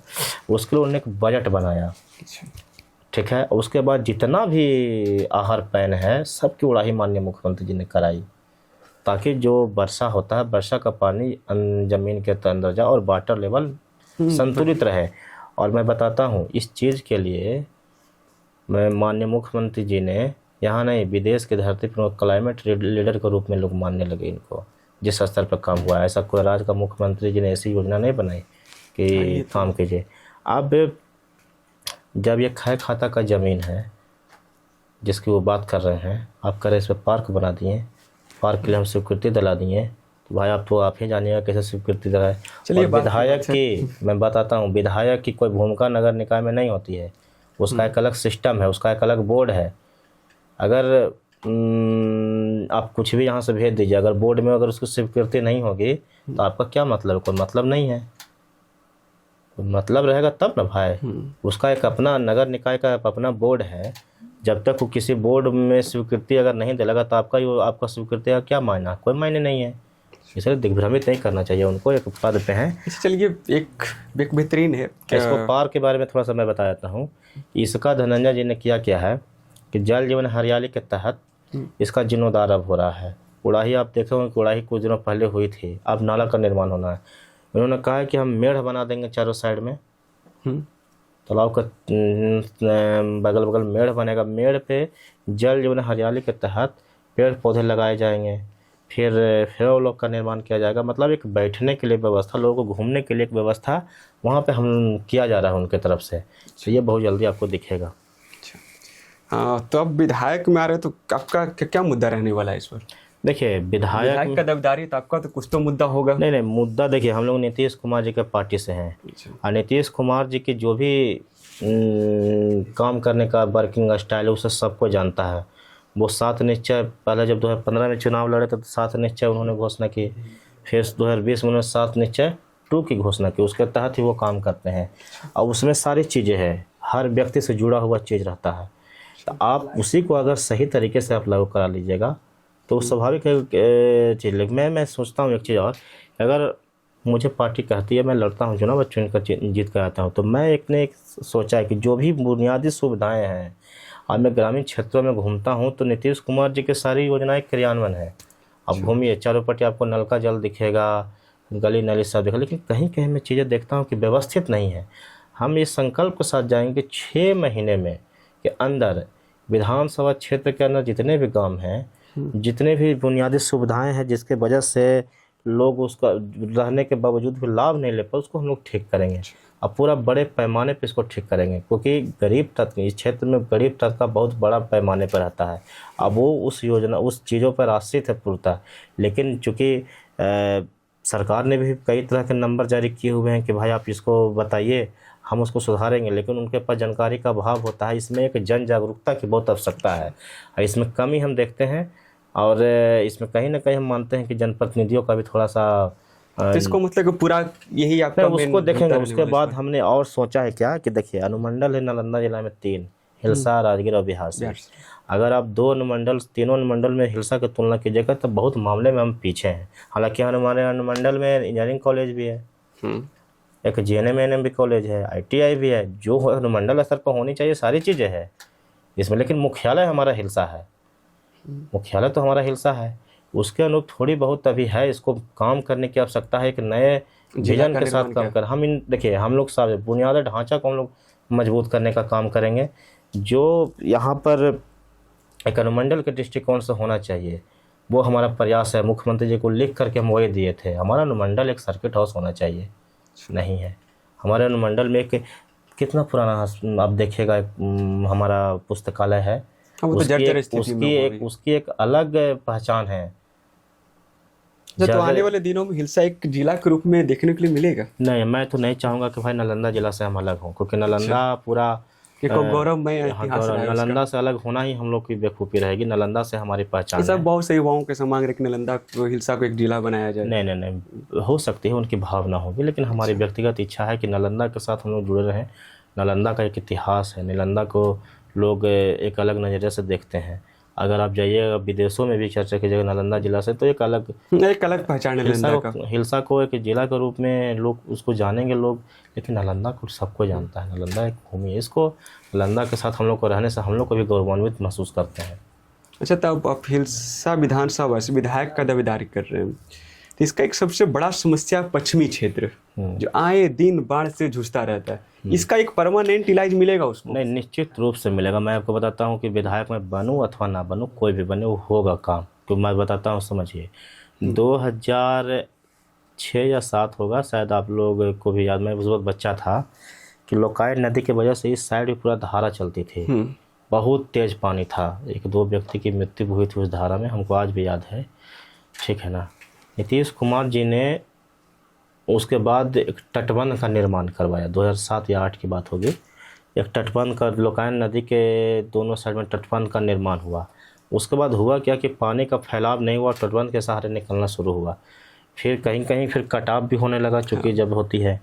अब उसके बाद यहाँ के इधर के लोग ही एक मांग किए कि भाई एक बांध बना दीजिए, तो भाई उदेरा स्थान बराज का निर्माण हुआ। अब होता ये है उसके बराज के साथ कि पानी आता है, और ये पानी जब आता है, जब उसका लेवल जब बढ़ता है तो वहाँ से पानी छोड़ा जाता है। उसका वेव इतना तेज़ होता है, उसका गति इतनी तेज़ होती है, इतना स्पीड में वो आता है कि बांध पर कटाव कर देता है। ये जितना उसका धारा तेज होता है, हमको लगता है कि उस वक्त तो बांध मजबूत हुआ था, धीरे धीरे कमज़ोर हुआ समय के साथ, लेकिन सरकार उसके लिए निरंतर भी राशि जारी करती रही है। इस बार भी पहला बार बांध हमको याद है कि 2019 में कटा था, धूरी बीघा के पास 2019 में, उसके बाद 2021 में कटा, फिर 22, 23, 24, 25, मतलब लगातार तो निरंतर कटाव निरंतर, क्योंकि उसका इतना तेज गति है कैसे को रोकेगा।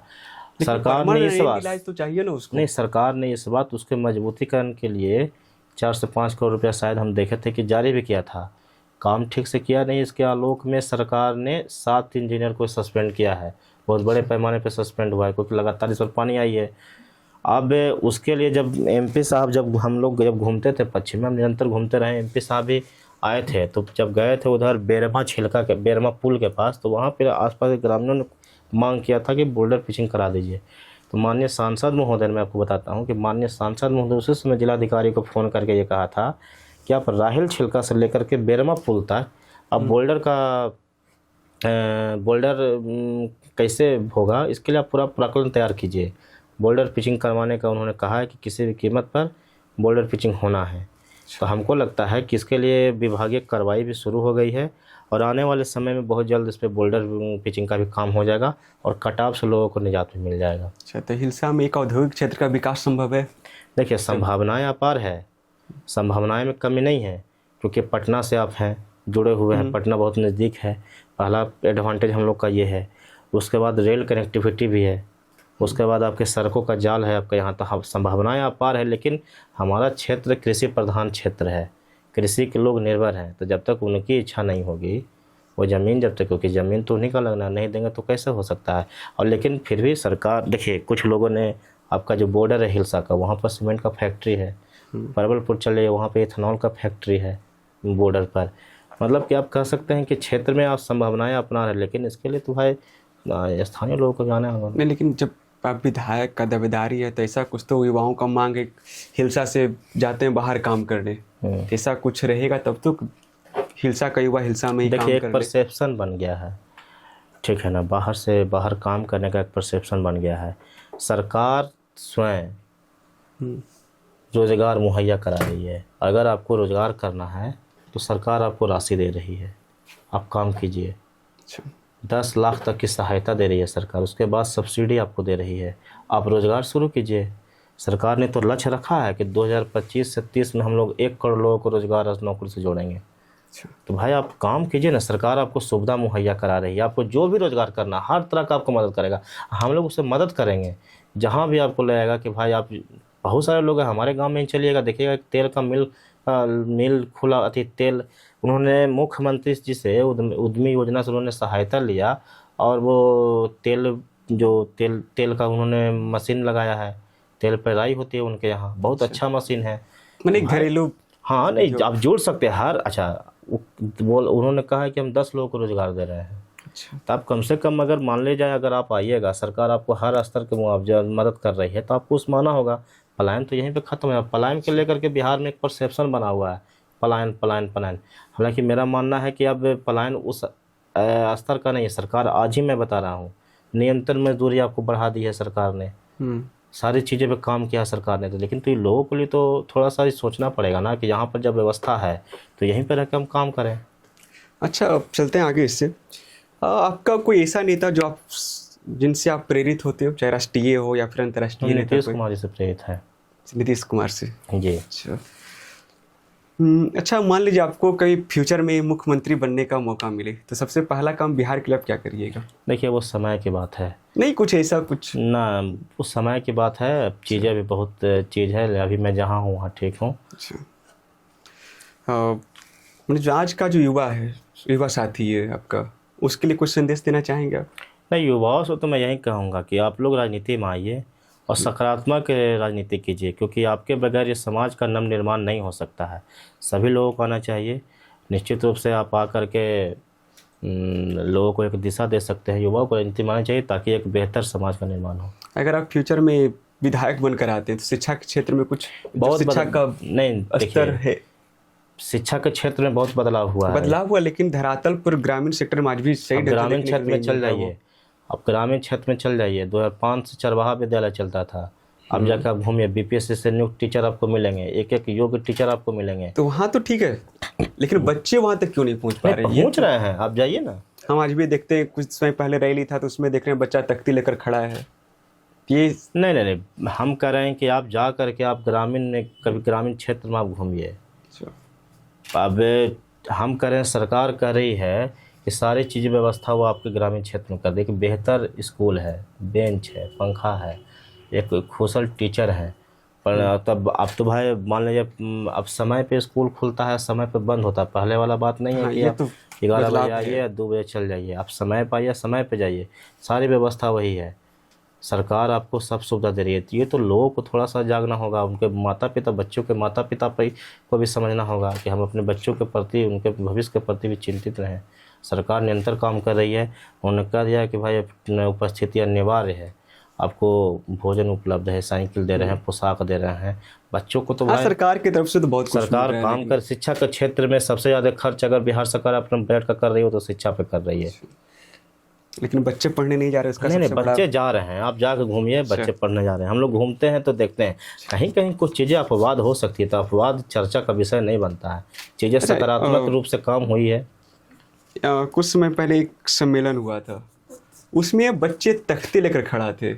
ये नेता को शोभा देता है ऐसा काम करना कि बच्चों को लाया जाए? बच्चे या पर फिर नज़र उसपे- तो हम लोग को नहीं पड़ी। अब हो सकता है मान लीजिए कुछ लोग आए होंगे, बच्चे उत्साह से चल आए होंगे तो वो अलग चीज़ है। लेकिन लेकिन जो भी बच्चे थे वो ड्रेस में ही थे, स्कूल ड्रेस में ही थे बच्चे। नहीं, वहाँ पे अगल बगल स्कूल है, तो हो सकता है कि बच्चे टिफ़िन लंच वगैरह, टिफ़िन नहीं क्या बोलते, लंच वगैरह हुआ होगा तो चले आए होंगे, ऐसा नहीं है। अच्छा, ठीक है। बाकी तो इस पे बातें हो, नेक्स्ट टाइम में होगी ज़्यादा कुछ नहीं तो आपके लिए कुछ एक रैपिड फायर है। हम्म। अभी तक का सबसे बढ़िया बिहार का मुख्यमंत्री कौन रहे अभी तक? हम तो नीतीश कुमार जी को मानते हैं, क्योंकि हमने इनका काम को देखा है, अच्छा काम को देख रहे हैं। बाकी पूर्व में भी बहुत अच्छे मुख्यमंत्री रहे होंगे, लेकिन हमने इनको देखा तो हम इन्हीं को मानते हैं। अच्छा, और हमारे पास दो नेता का नाम है, एक लालू यादव, एक प्रशांत किशोर। ये दोनों में सबसे बढ़िया नेता नहीं, कौन? प्रशांत किशोर तो अभी नेता नहीं है, वो नेता बनेंगे तब देख लेंगे। अभी लालू जी उनसे बेहतर है। अच्छा, क्यों लालू जी बेहतर लगते हैं आपको? ठीक है, लालू जी और नीतीश जी दोनों की राजनीतिक शुरुआत हुई थी और एक समय है, ठीक है। लेकिन लालू यादव जी, प्रशांत किशोर, और अगर आप लालू यादव की तुलना कीजिएगा नहीं, तो प्रश्न मेरा सिंपल सी है, लालू यादव में आपको क्या बढ़िया दिखता था? लालू यादव ठीक है। नहीं, बढ़िया क्या दिखता था? बढ़िया ठीक है वो, उन्होंने ये फिर उनके कार्यकाल में सब उनको कहता है कि एक समय, चूँकि हम तो बहुत छोटे होंगे, लेकिन समाज के लिए उन्होंने, पिछड़ों के लिए उन्होंने काम किया। था। हिलसा विधानसभा में एक है पूर्व विधायक शक्तिश यादव, एक है वर्तमान विधायक कृष्ण मुरारी शरण। ये दोनों में सबसे बढ़िया कार्यकाल किनका था? कृष्ण मुरारी शरण जी का रहा। अच्छा, कोई ऐसा काम बताइए उनको जो अभी तक बहुत अच्छा काम नहीं, कोई ऐसा काम जो बहुत अच्छा हो। इनके रीजन में देखिए, मॉडल अस्पताल की स्वीकृति मिली, अच्छा, ठीक है। क्या बोलते हैं, फिर कृष्ण मुरारी शरण जी के कार्यकाल में मॉडल अस्पताल की स्वीकृति मिली, पूर्वी बाईपास की स्वीकृति मिली। अच्छा, एक कराय परशुरा में एक अस्पताल का निर्माण हुआ, कराय परशुरा हिलसा में प्रखंड का अलग भवन का निर्माण हुआ, परवलपुर में अस्पताल का निर्माण हुआ। बहुत काम हुआ, ऐसा नहीं है। अच्छा, कार्य बहुत है जिसको गिनाया जा सकता है। लेकिन मेरा ओपिनियन है इस पे कि लोग तो ये कहते हैं कि इस बार सिर्फ नली गली का ही रह गया कुछ। नहीं, देखिए, लोग पर मत जाइए, हम करें जो चीज़ें हैं उसको, तो क्षेत्र के लोग बोलते हैं नहीं, जो चीज़ें हैं उसको तो नकार नहीं सकते हैं। गली नली मूलभूत समस्या है। आप किसी से पूछ लीजिए, कोई थोड़े कहेगा कि स्कूल खराब है, सब कहेगा गलियाँ खराब है, वोट ना देवी। लेकिन स्कूल की कोई चर्चा करेगा? और किस नेता का किस क्षेत्र में विरोध नहीं है? तेजस्वी यादव का राघोपुर में विरोध नहीं है का? अब जाइए तो बाढ़ आया था, कितना दिन गए हैं राघोपुर उनका भाई घूम रहे थे। नहीं, छोटका वहाँ का विधायक नहीं ना है, बड़ा भाई वहाँ के विधायक नहीं ना है। विधायक तो भाई तेजस्वी यादव है, मरीन ड्राइव पे डांस कर रहे हैं, आपका उधर बगल में क्षेत्र है वहाँ पे डूब रहा है, आप यहाँ पे रील बना रहे हैं। तो भाई हर नेता का विरोध होता है क्षेत्र में, ऐसा नहीं है। लेकिन विधायक जी ने काम किया। आपके पास दो ऑप्शन है, राजनीतिक या समाज सेवा, दोनों में? मैं दोनों चीज़ में, राजनीतिक के साथ समाज सेवा कर, समाज सेवा हमारे लिए प्रायोरिटी है, वो हमारे लिए है। लेकिन मैं राजनीतिक के माध्यम से समाज सेवा करता रहा हूँ। और इसी का उदाहरण है कि 2020 में जब कोरोना आया था तो भाई मैं अनवरत 40 से 50 दिनों तक हमने की टीम ने घर घर जाकर सूखा राशन पहुंचाया था। कहाँ थे उस वक्त तत्कालीन विधायक? जरा पूछिएगा ना उनसे, कहाँ थे कोरोना के समय में? पता चलेगा ये पटना में सोशल डिस्टेंसिंग का पालन कर रहे थे, और यहाँ पे हम लोग है जो घूम घूम कर लोगों के बीच में उनकी ज़रूरतों को पूरा कर रहे थे। तो भाई समय पर वो कभी रहे नहीं है, गायब रहे हैं। चुनाव के वक्त आते हैं, बड़ी बड़ी बात करेंगे, फिर वो निकल जाएंगे, चुनाव फिर हारेंगे, फिर जाएंगे।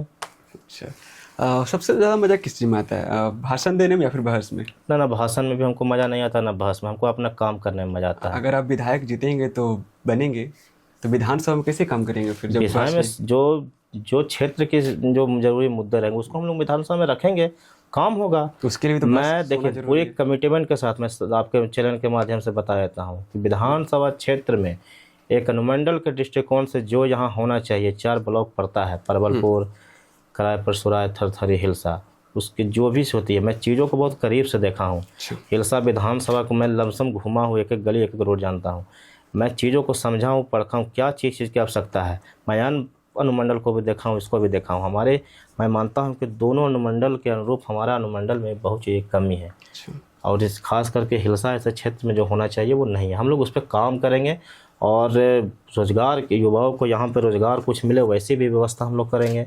यहाँ पर हम लोग ने एक सोचा है, हालांकि मैं इसको लेकिन कहता हूँ मैंने बात करूंगा इस मामले में, अगर मौका मिलता है तो निश्चित रूप से मुख्यमंत्री जी के समक्ष रखूंगा। अनुमंडल स्तर पर एक जीविका के माध्यम से, जैसे जीविका का देखिए आप हर जगह कैंटीन हो गया है, तो हम एक जीविका का बाजार भी चाहिए। उस जीविका के माध्यम से बहुत सारा चीज़ देखिए कि प्रोडक्शन बनता है, और वो सिर्फ इसका हम देखते हैं कि कहीं कहीं कुछ होता है तो वहीं पर लोग सेल करते हैं। हम लोग चाहेंगे कि उसका अनुमंडल स्तर पर एक जरूर खुले ताकि लोग आसानी से चीज़ों को, और वो घर से अब मजबूत सामान बनता है। तो ये सब चीज़ें हैं जिससे रोज़गार भी लोगों को मिलेगा, और हम लोग रोज़गार कैसे बढ़े, लोगों के पास अगर संसाधन नहीं है तो उसको कैसे मिला। हाल ही में देख लीजिए माननीय मुख्यमंत्री जी ने हर महिला को कहा कि आप स्वरोजगार से जुड़िए, 2,10,000 की मदद कर रहे हैं, जिसकी पहली किस्त कल 27 तारीख को कल ही आने वाली है। पहली किस्त आएगी, लोगों को हर महिला के अकाउंट में 10,000 जाएगा। तो भाई महिला जा रहा है तो महिला पुरुष तो सब है, 10,000 रुपया सबको आ जाएगा। उसके बाद अगर आप रोजगार की शुरुआत करेंगे तो 2 लाख रुपया भी आपको मिलेगा। 6 महीना के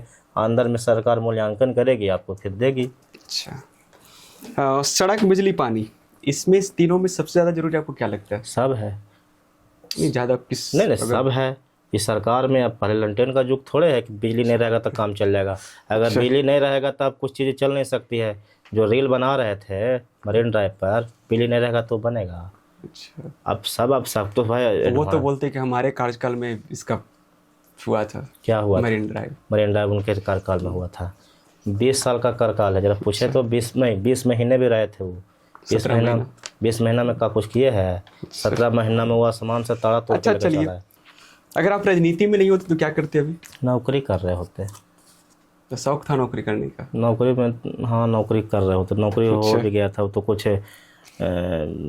प्रॉब्लम हुआ, इस वजह से वो कैंसिल हो गया वैकेंसी। जॉब वगैरह में लमसम सब कुछ फाइनल हो गया था, 2012 में ही हो गया था। अच्छा, लेकिन कुछ मामला अटक गया, इस वजह से कैंसिल हो गया वो वैकेंसी।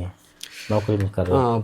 अगर आप विधायक चुनकर आते तो युवाओं के लिए कोई ऐसा वादा जो करना चाहें आप कि काम धाम पक्का? देखिए मैं युवाओं से मैं वादा नहीं कर सकता हूँ। कोई एक ऐसा वादा जो, देखिए युवा से मैं वादा मैं उनको, लेकिन नहीं, मैं बता रहा हूँ युवाओं से वादा झूठे लोग करते हैं। अच्छा, मैं झूठा व्यक्ति नहीं हूँ। मैं युवाओं से जरूर कहूँ, ये कमिटमेंट हमारे उनके प्रति जरूर रहेगी कि आपके जो भी समस्याएं रहेगी, आपके व्यवस्थाओं, आपके लिए जो भी व्यवस्थाएं हमसे बन सकती है, मेरा पहला प्रयास ये रहेगा कि आपको यहाँ पर ही जो स्वरोजगार के जो अवसर है वहीं पे आपको मिले, आपको इधर उधर जाना ना पड़े। हर व्यक्ति, हर युवा अपने आप को उस ढांचे में ढाल ले, और एक जो भी जिस रूप में हमसे मदद होगा, हम युवाओं के लिए सदैव खड़े रहेंगे। जिस रूप में आप हमको याद कीजिएगा, जहाँ भी याद कीजिएगा, एक भाई के नाते, एक दोस्त के नाते, एक मित्र के नाते, जहाँ भी कहिएगा। हम वादा, मैं क्या करूँगा, झूठे लोग वादा करते हैं, मैं वादा उनसे नहीं करूँगा। युवा हमारा साथी है, युवा हमारा मित्र है, युवा हमारा भाई है। जिस रूप में उसको आवश्यकता पड़ेगा, जो भी क्षेत्र में उस सेक्टर में आगे बढ़ना चाहता है वो बढ़े, हमारा सहयोग रहेगा जो होना है। आज जनता के लिए एक मैसेज लास्ट में कुछ?